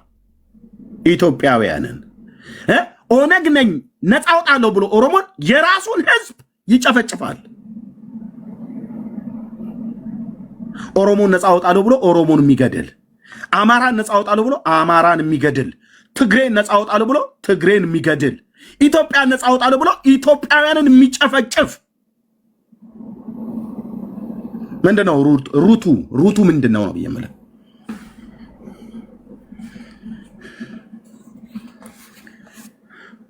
አጠረጥርም በመንፈሳዊ ነገር ለዘላለም እየተባሉ ይለቁ ብሎ ዳዊትን ጎልያድ በአማልክቶቹ ስም ረገመው እኮ ይላል። አንተ ሟርት በእስራኤል ድግምት በያዕቆብ ቤት ላይ አይሰራም ተብሎ በተጻፈው መሰረት በዳዊት ላይ አልሰራም እንጂ ጎልያድም ዳዊትን በአማልክቶቹ ስም ረገመው ይላል። ከእስራኤል ወገን ስለሆነ የኪዳን ሕዝብ ስለሆነ ነው ዳዊት ላይ ያልሰራው። ባሪያዬ ዳዊትን አገኘሁት ቅዱሱንም ቅባቴን ቀባሁት እጄም ትረዳዋለች ብሎ አስቀድሞ ጌታ በቤተልሔም በጎች በሚጠብቅበት በረኝነት ቦታ ልጁን አግኝቶ ነቢዩ ሳሙኤል ልኮ ወደ ቤተልሔም የዘይቱን ቀንድ ወስዶ በላዩ ላይ ባፈሰሰበት ሰዓት ላይ ከዛ ጊዜ ጀምሮ የእግዚአብሔር መንፈስ በዳዊት ላይ መጣ ይላል። ጎልያድን ሳያገኘው፣ ሳኦልን ሳያገኘው፣ ልጁ አቤሸሎም ከሱ ሳይወለድ፣ ሚስት ሳያገባ ገና ጎረምሳ ወጣት የ17 ዓመት ልጅ እንደሆነ የመጽሐፍ ቅዱስ ተማሪዎች ይናገራሉ። ብቻ ከቤቱ ትንሽዬው ነው። የሰባተኛ የሚባለው በጣም ትንሽዬ ማለት ነው። ሰባተኛ ማለት ሰባተኛ ልጅ ማለት ነው እንጂ እንደኔ ሰባተኛ ክፍል አይደለም። ሰባተኛ ልጅ ነው ለቤቱ። እነ አቢናዳም አሉ፣ እነ ሳማ አለ ትልቁ ማለት ነው፣ ኤልያብ አለ ትልቅየው። እና እግዚአብሔር እዛ በቤተልሔም ዱር በጫካ ውስጥ ነው ያገኘው ልጁን። ከዛ አስጠርቶ ነው ዘይት ያፈሰበት። ያ ዘይት ላዩ ላይ ስላረፈበት የእግዚአብሔር መንፈስ በሱ ላይ መጣ ይላል። ከዚህ የተነሳ ነው ዳዊት በአማልክቶቹ ስም ማነው ጎልያድ በአማልክቶቹ ስም ዳዊትን ሲረግመው እርግማኑ ያልሰራው የእስራኤል አምላክ እግዚአብሔር በልጁ ላይ ስላለ ነው። እነዚህ ግብጾች እኛን ረግመውን እስከሆነ ኢትዮጵያውያንን ሟርት በእስራኤል ድግምት በያዕቆብ ቤት አይሰራም ብሎ በሚለው ፉከራ ነው ወይስ በስመ አብ ወወልድ ወመንፈስ ቅዱስ አሐዱ አምላክ ብለህ ቢስሚላህ ብለህ በሚጨርሰው ጸሎት ልዘጋው ነው ወይ ልታርቀው ነው?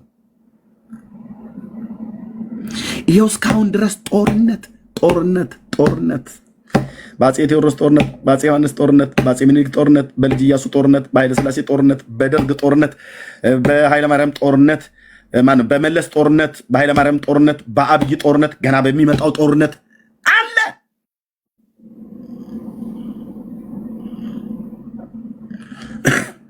አማርኛ ቋንቋ ተነጋግረን አንግባባም፣ በመንፈሳዊ ነገር አንግባባም፣ በሀገራዊ ጉዳይ አንግባባም። በምን እኮ አንግባባም፣ በምንም መንፈሳዊ ዓለም ላይ አንግባባም አንግባባም እኮ ነው ብዬ የምልህ። አማርኛ አውርተን አንግባባም። ኦሮምኛ እያወራ አይግባባልህም። ትግርኛ እያወራ ያደዋራ ይሽሬ ይልላል። አንተ አይግባባም። አማርኛ እያወራ አይግባባልህም። አንግባባም። እንዳንግባባ አድርገው መትተውብን እስከሆነ ያኔ የመጡ ጊዜ ቋንቋቸውን አናቅ፣ ምን እንደሚሉን አናቅ። ህዝባችን በተሰበሰበበት መስቀል እንዲህ ብሎ ህዝቤን ረግሞት ሴዶ ከሆነ የማትግባባውን ጳጳስ ለ1600 ዓመት ወርቃችንን እየሰፈርን ሰጠን። እነሱ ምድር ላይ ከዓመት እስከ ዓመት ማንጓቸውን፣ ብርቱካናቸውን፣ ጥቅል ጎመናቸውን እየተከሉ በእኛው በአባይ ደለል ውሃ ላይ ለሳውዲ አረቢያ ለአረቡ ምድርና ለአረብ ማነው ለአውሮፓ ሀገራት ፍሩትና ቬጂቴብል የምታቀርበው ግብፅ ነች።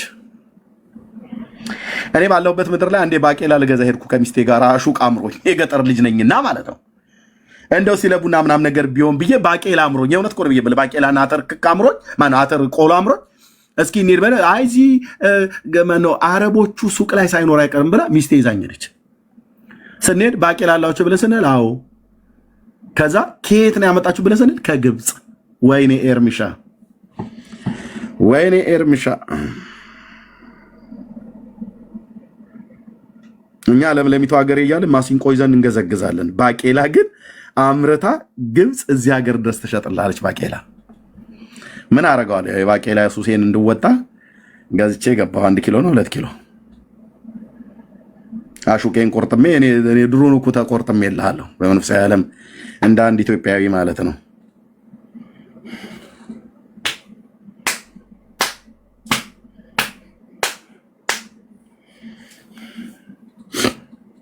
እና እንዋጋለን። እንዋጋ በለው እያልን ማለት ነው። እስካሁን ድረስ ማለት ነው። እንዋጋ በለው። ምንም እኮ አይበቃ። ምንም እኮ ማንማር ትውልድ ከሰሜን ሸዋ እስከ ትግራይ ድረስ ሬሳ ልቀምን። አማራ፣ ኦሮሞ፣ ትግሬ፣ ከምባታ፣ ሀዲያ፣ ወላይታ ሳትል ማለት ነው። ከንሱ እንኳን አልተማሩም።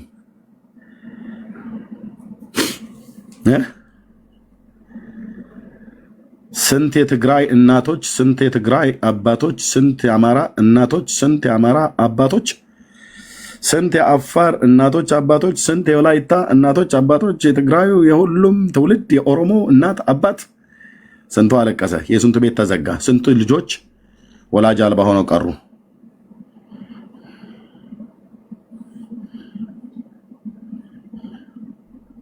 ከሱ እንኳን አይማሩም። አየህ፣ አሁንም ጦርነት ይከፍቱልሃል።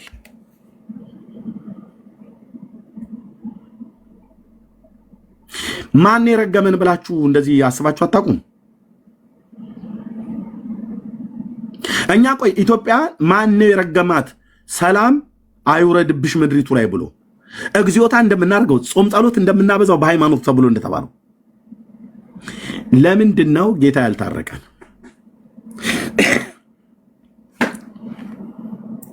ምንድነው የተደገመብን? ምንድነው የተመተተብን? ይሄ መተትና ድግምት ካልሆነ በስተቀር ምን ብለህ ልትለው ትችላለህ? እነዚህ ቋንቋቸውን የማናቃቸው ጳጳሳት አመጣን ብላ ቤተክርስቲያኒቱም ለ1600 ዓመታት ከእስክንድሪያ ቤተክርስቲያን ስር በነበረችበት ጊዜ ቀኝ ግዛት እኮ ማለት ነው። በነበረችበት ጊዜ ከግብፅ የሚመጡ ጳጳሳት የእኛን ቋንቋ ካለማወቃቸው እኛም የእነሱን ቋንቋ ካለማወቃችን የተነሳ ባለመግባባት ብዙ ድክመት ታይቷል። ሳንግባባ ጳጳስ እናመጣለን።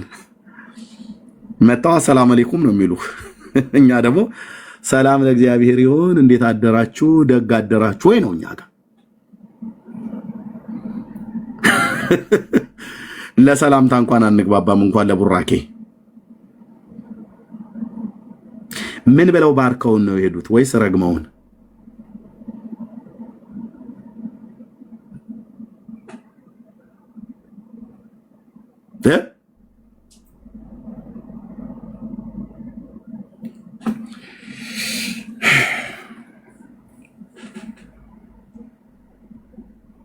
ስለዚህ እስካሁን ድረስ እየተገዳደልን አለን። በጤንኝነት ይመስላል የማንግባባው? እንዴት ነው ኦሮምኛ ቋንቋ እያወራህ እንዴት ነው የማትግባባው? አማርኛ ቋንቋ እያወራህ ለምን ነው የማንግባባው? በፖለቲካው አይግባቡ፣ በመንፈሳዊም ዓለም አይግባቡ። ኦርቶዶክስ፣ ካቶሊክ፣ ወንጌላውያን የምንባለው እኛ ስላሴ አማንያን ተብለን ማህበር አለን። የኢትዮጵያ መጽሐፍ ቅዱስ ማህበርን ይመራሉ ሶስቱ አብያተ ክርስቲያናት። ጴንጤም ስላሴ አማንያን ነው፣ ኦርቶዶክስም ስላሴ አማንያን ነው፣ ካቶሊክም ስላሴ አማንያን ነው። በትምህርተ ስላሴ ላይ እንኳን አንግባባም እኮ ሶስታችንም። ኦርቶዶክስ ማን ነው? ካቶሊክ የኔ ነው አንደኛ ትላለች፣ እኔ ዩኒቨርሳል ነኝና የኔ ነው አንደኛ ትላለች። ጴንጤውም ከኔ ውጪ ፉጨት አፍ ማሞጥወጣው ትላለች። ኦርቶዶክስማ እኔ ማለት ካቶሊክ ቀደም ያልኩት ካቶሊክ እኔ ዩኒቨርሳል ነኝና ካለኔ ምንም ነገር ንክች የሚሆን ነገር የለም ትላለች። ጴንጤውም በፍጹም እኔ ያልኩት ካልሆነ በስተቀር ይላል ትምህርተ ስላሴ ላይ። ኦርቶዶክስ ደግሞ እኔ አላቦካሁት በፍጹም ሊሆን አይችልም፣ ትምህርተ ስላሴን አብክቼ የጋገርኩት እኔ ነኝ፣ ስለዚህ እኔ ላጉርሳችሁ እንጂ እናንተ አታጎርሱም የሚሆነው ብላ ምትለው። ነገረ ክርስቶስ ላይ አይግባቡም። ትምህርተ ስላሴ ላይ አይግባቡ፣ ነገረ ክርስቶስ ላይ አይግባቡ፣ ነገረ ድህነት ላይ አይግባቡም። አንዱ አንዱን እያወገዘው ኦርቶዶክስ ካቶሊክን ማውግዛለች፣ ኦርቶዶክስ ጴንጤን ማውግዛለች።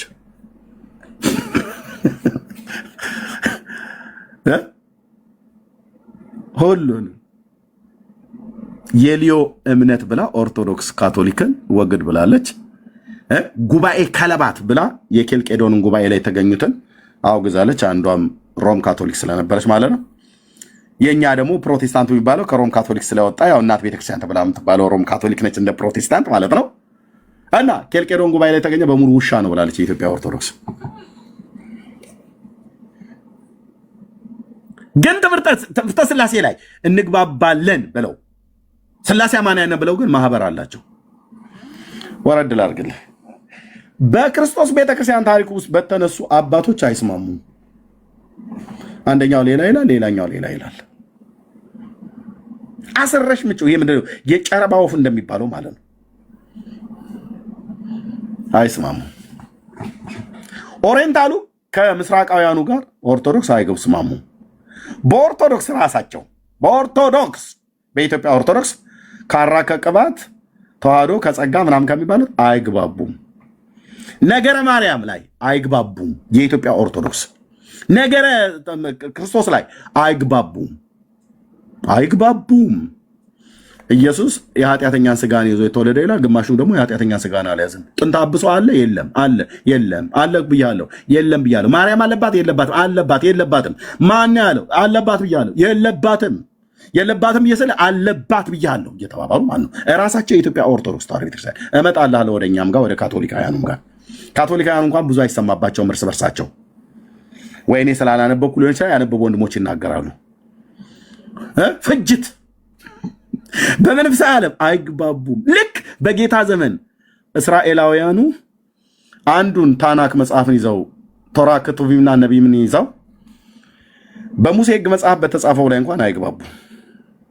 ከዚህ የተነሳ ፈሪሳውያን፣ ሰዱቃውያን፣ ጸሐፍት፣ አሴናውያን፣ ሂላል፣ ሻሃማይ ብለው ተቧድ ነው በጌታ ዘመን የነበሩቱ በሙሉ ከተማይቱ ሞልተውታል።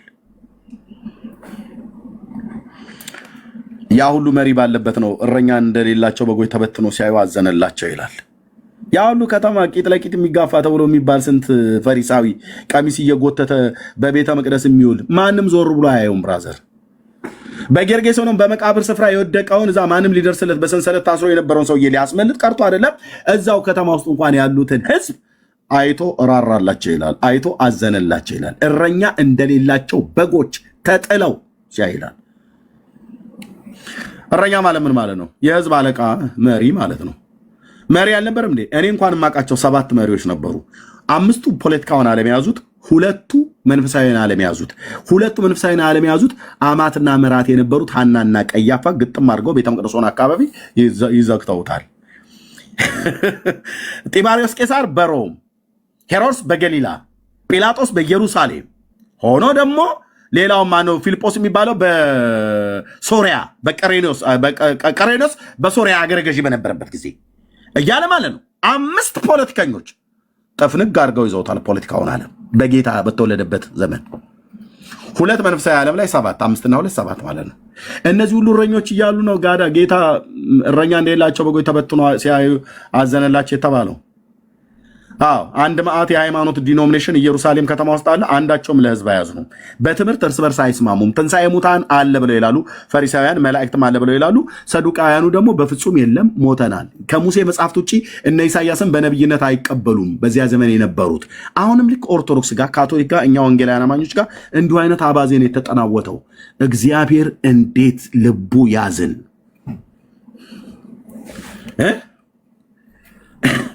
እንዴት ልቦ ያዘን። የካቶሊኩን አልደረስኩበትም፣ እመጣላለሁ። እሷ እናቴ በፖፕ ነው የሚመራ ብላ እያንዳንዱን ጥጋስ ይዛ ታጎንበስ ስትል ይጎነበሳል።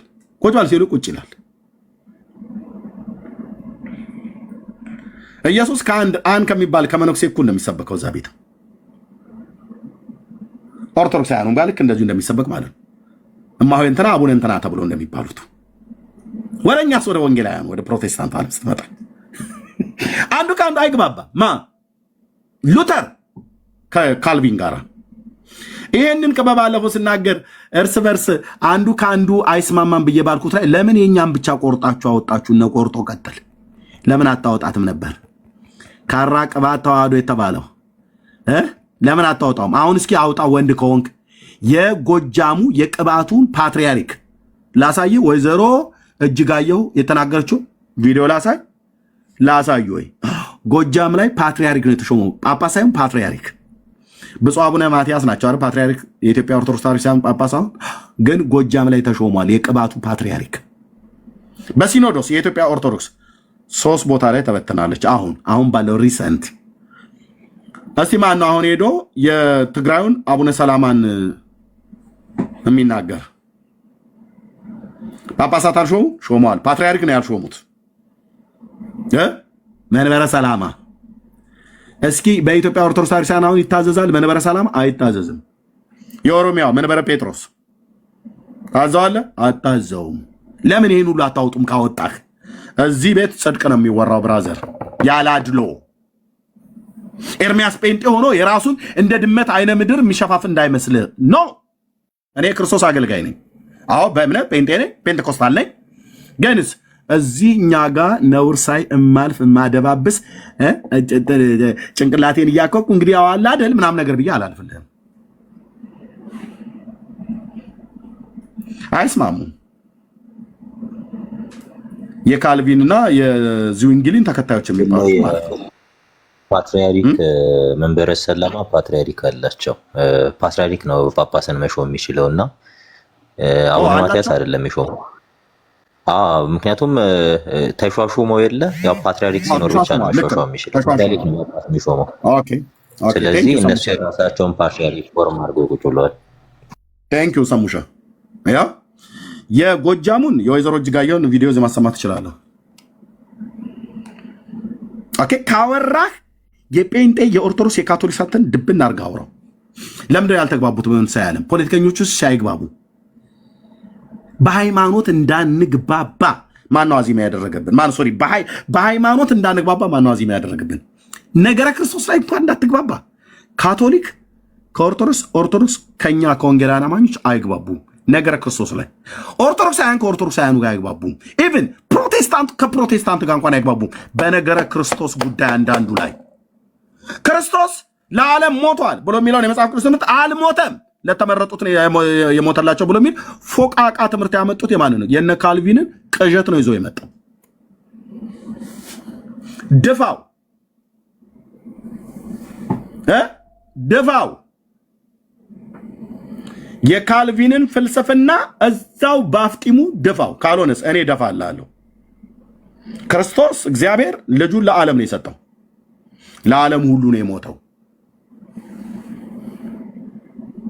ዓለም በልጁ አምኖ እንዲድን እንጂ በዓለም እንዲፈርድ እግዚአብሔር ወደ ዓለም አላከውም ነው ያለው። በቃ ክርስቶስ ለማን ነው የሞተው? ለዓለም ነው። የካልቪንን ፍልስፍና እዛው ወስደህ ቀበና ድፋው ብራዘርዬ። ኦኬ ካልቪን ለዓለም አልሞተም ብሏል። እውነት ነው፣ እውነት ነው አለ። ዳር ትይዛለህ፣ ዳር ትይዛለህ። የሰራዊት ጌታ እግዚአብሔር ሞገስ ነው ያሳጣችሁ። በእርግጥም የካልቪንን ኢየሱስ ልሰብክ መጣ ማለት ነው። ለዓለም አልሞተም ብሎ የሚል እንዲህ አይነት ፎቃቃ ትምህርት አንታገስም። ኢየሱስ ጌታዬ ለዓለም ነው የሞተው። አዎ እግዚአብሔር ልጁን ወደ ዓለም ነው ያላከው፣ ለዓለም ነው የሞተው። ዓለም በልጁ ሲያምን ይድናል፣ ካላመነስ አይድንም ማለት ነው። ይግባባል? ታዲያ መግባባት አለ ወይ? አንዴ ቻርጀር ላምጣ። ይሄ ሁሉ የግብጾቹ አስማትስ ቢሆን እንዴ! አንተ አስማት እኮ በጣም እንደሚሰራ ብዙዎች አታምኑም ይመስለኛል። በመናፍስቱ ዓለም የሚጠነቆል ጥንቁልናና የሚደገም ድግምት አለ እኮ።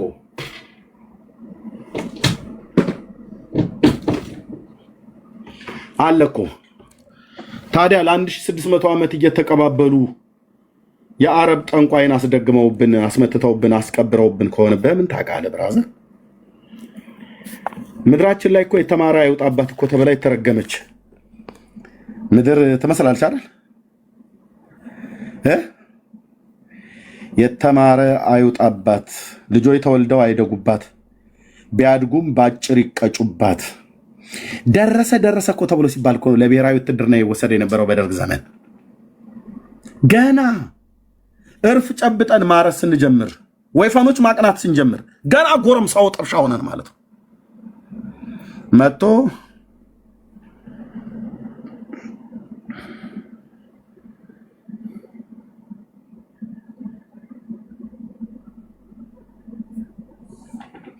ኢትዮጵያ ውስጥ አሁን እኮ የወንዱ ቁጥር መነመነ ተብሎ እየተባለ ነው። የሴቱ ቁጥር በዛ ተብሎ ሲባል ምን ሆኖ ይመስላል ወንዱ? ምን ሆኖ ይመስላል ወንዱ? ሞቶ ነው። ለምን ሞተ? በኮረና አይደለም። በምን የሞተው? እርስ በርስ እንገዳደላለን። እርስ በርስ እኔ አማራው ልጅ፣ እኔ ትግራዊቱ፣ እኔ ኦሮሞው ጀግና ያለ ወንድም ወንድሙን ይቀላል ይገላል ማለት ነው። እነዚህ 1600 ዓመት የመጡ ጳጳሳት ቋንቋቸውን አናቅም፣ እነሱም የኛን አያውቁም። እኔና አንተ አያት ቅድሚያት ቅማያት ምጅላት ተብሎ የሚባል ዘር ትውልዳችን ላይ ባርከውን ሄዱት ወይስ ረግመውን? ጦርነት ከምድራችን አልፋታ ብሎ ያለው ሌላውን ቶ የሌላውን ሃይማኖት ቶ ውስጥ ሄደው እንደው ለጊዜ ቶ የእስላሙን የኦርቶዶክስ ማነው የካቶሊኩን የጴንጤውን ምናምን ነገር ብሎ የሚባለውን ቶሽ እንደው መጀመሪያ ኢትዮጵያ ውስጥ የኢትዮጵያ ኦርቶዶክስ ክርስቲያናሊስት ብለን ይሄ ሁሉ እግዚኦታ፣ ይሄ ሁሉ ማጠንት፣ ይሄ ሁሉ ስግደት እያለ ለምንድነው ከምድራችን ላይ ጦርነት ያራቀው? ለምንድነው ጦርነት ከምድራችን ላይ ያራቀው? እግዚአብሔር የኦርቶዶክሳውያኑን ጸሎት አይሰማም? እሺ አይሰማም። እሺ የጴንጤውን ጸሎት አይሰማም እግዚአብሔር?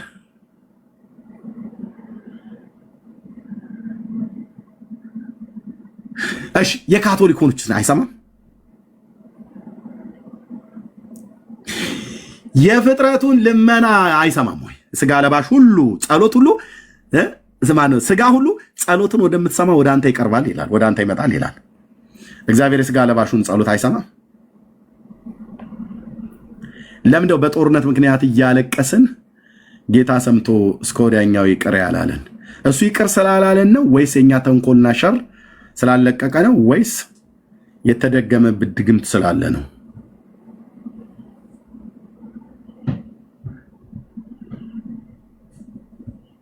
ይሄ ድግምት ቋንቋቸውን በማናቃቸው ጳጳሳት ለ1600 ዓመት ታውቃለህ?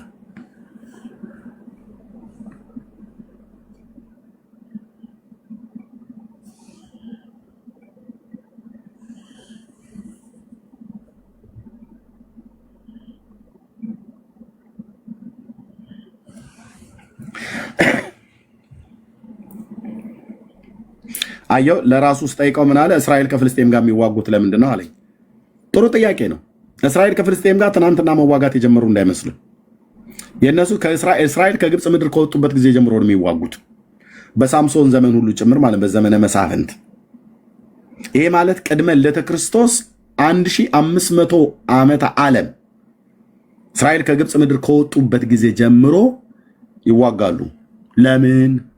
የመዋጋታቸው ምክንያት ልንገርህ፣ ስለተረጋገሙ ሳይሆን የረገማቸው ወይ እስራኤል ፍልስጤማውያን፣ ፍልስጤም እስራኤላውያን ስለረገሙ ሳይሆን ውጊያው በኪዳን ህዝብና በኪዳን ህዝብ ባልሆነ መካከል ልዩነት ስላለ ነው።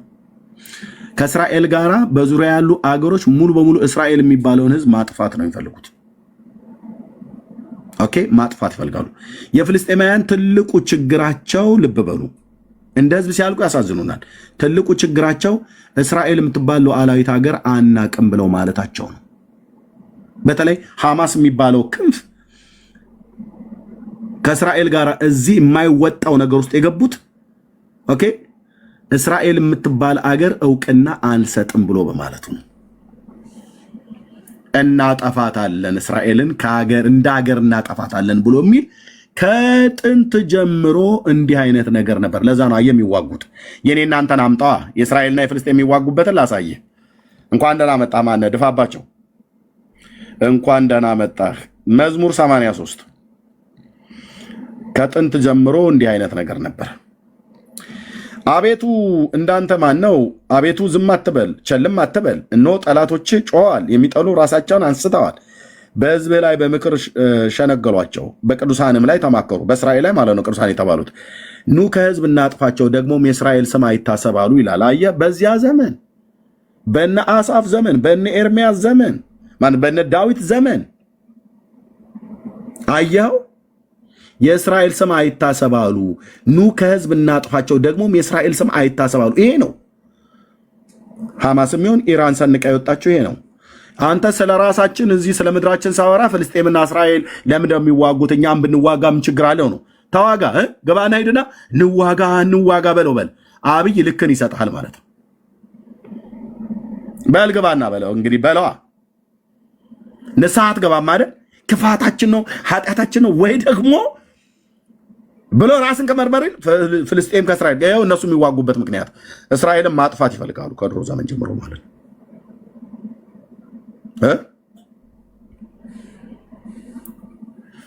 እስራኤልን የምትባል ሀገር ከጥንት ጀምሮ የአሕዛብ መንግስታት ማጥፋት ይፈልጋሉ። እነዚያ የአሕዛብ መንግስታት እነማን ናቸው? በአንድ ቀን ሆኖ የተስማሙት የተማከሩት፣ ያኔም አንድ ሆነው በአንተ ላይ ተማከሩ፣ በአንተም ላይ ቃል ኪዳን አደረጉ። ኤዶማውያን አታውቃቸውም። አሁን አንተ ሰውዬ አሁን ኤዶም ማን ነው ብዬ ብለህ አታውቀውም። ምክንያቱም አንተ ዝም ብሎ ባተሌ ነህ። ይሄኔ ዝም ብለህ ጉሽ ጠላህን ጠጥተህ ትፍትፍ ብለህ ትውላለህ። በቃ እናቴ የሰጡን ሽሮ ትበላለህ። በቃ አታውቅም። መጽሐፍ ቅዱስ አታነብ። የጦርነቱ ምክንያት ምንድን ነው ብለህ እንኳን አይደለም የጎረቤት በርቀት ሀገር ያለውን እስራኤልና ፍልስጤምን አይደለም የራሳችን እንኳን አታውቀውም። ስለኛ ሳወራ እዛ ስለሄድክ ነው። ግን ምክንያቱን ልንገርህ። የኤዶማውያን ድንኳኖች እስማኤላውያን፣ ሞዓብና አጋራውያን አገሮች ናቸው እነዚህ። ኤዶም፣ እስማኤል፣ ሞዓብ፣ አጋራውያን 4 አገሮች ናቸው። የአጋራውያን ማለት ነው። የጌባላውያን የጌባልም ሰዎች አሉበት፣ አሞናውያን አሉበት፣ አማሌቅ አለበት። ፍልስጤማውያንን ከጢሮስ ሰዎች ጋር፣ አሶርም ከእነሱ ጋር ተባበረ፣ የሎጥ ልጆችም ረዳት ሆኑላቸው ይላል። ምን ለመሆን? እስራኤልን ለማጥፋት። ለዚህ ነው ከጥንት ዘመን ጀምሮ ነበር ጦርነቱ። በነ ሳምሶንን በነ ዳዊትም ዘመን ማለት ነው። አሁንም አለ። ገና ጌታ እስከሚመጣ ዘመን ድረስ ይቀጥላል። የእስራኤልና የፍልስጤም መካከል የሚደረግ ጦርነት፣ በእስራኤልና በአሕዛብ አገሮች የሚደረግ ጦርነት መጨረሻ የሚያቆመው አርማጌዲዮን ላይ ነው። አርማጌዲዮን የመጨረሻው ጦርነት ነው። አሕዛብ በሙሉ ተሰብስበው እስራኤልን ለማጥፋት የሚሰባሰቡበት ማለት ነው። መነሻው እሱ ነው። ማን ድፋባቸው? እኔ አሁን እየጠየኩ ያለሁት ስለ እስራኤልና ስለ ፍልስጤም አይደለም፣ ስለ ሀገሬ ነው።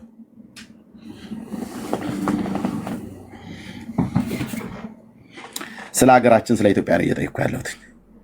የኔ እናንተ እናትና አባት እያለቀሱ በሀዘን ወደ መቃብር የሚወርዱበት ለምንድን ነው እያልኩ ያለሁት? ተሰምቼ ከሆነ ወንድም ጥላ ብለህ የምትለው እኮ ባለፈው ወደቀ አይደል? ኢትዮጵያን ነፃ ለማውጣት ነበር የሞተው።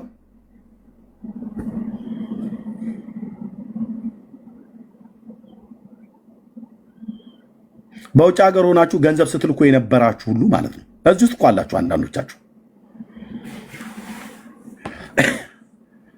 አማራው ኦሮሞን ኦሮሞ፣ ትግሬውን ትግሬው፣ ኦሮሞን ኦሮሞ፣ አማራውን አማራው፣ ኦሮሞን፣ ወላይታው፣ ሀዲያውን፣ ከምባታውን እንዲገድል ገንዘብ ስትልኩ ንስሐ ነው መግባት ያለባችሁ። ንስሐ ማለት ነው። እና ታዲያ ኤርሚያስ እንዴ ትልልኛለህ? ንስሐ ነው መግባት ያለብን። ገንዘብ የላካችሁ በየቸርቹ ሁሉ ገንዘብ ስታዋጣ ነበር። በኦርቶዶክስ ቤተክርስቲያን ገንዘብ ሲዋጣ ነበር። ከውጭ ሀገር ያሉ ኦርቶዶክሳውያን በጴንጤውም በአንዳንድ ቸርች ገንዘብ ሲዋጣ ነበር። ንስሐ ነው መግባት ያለብን። በጦርነት ለተሰቃዩ ዳቦ መግዣ ይመስላል፣ ለጥይት መግዣ ንስሐ ነው መግባት ያለብህ።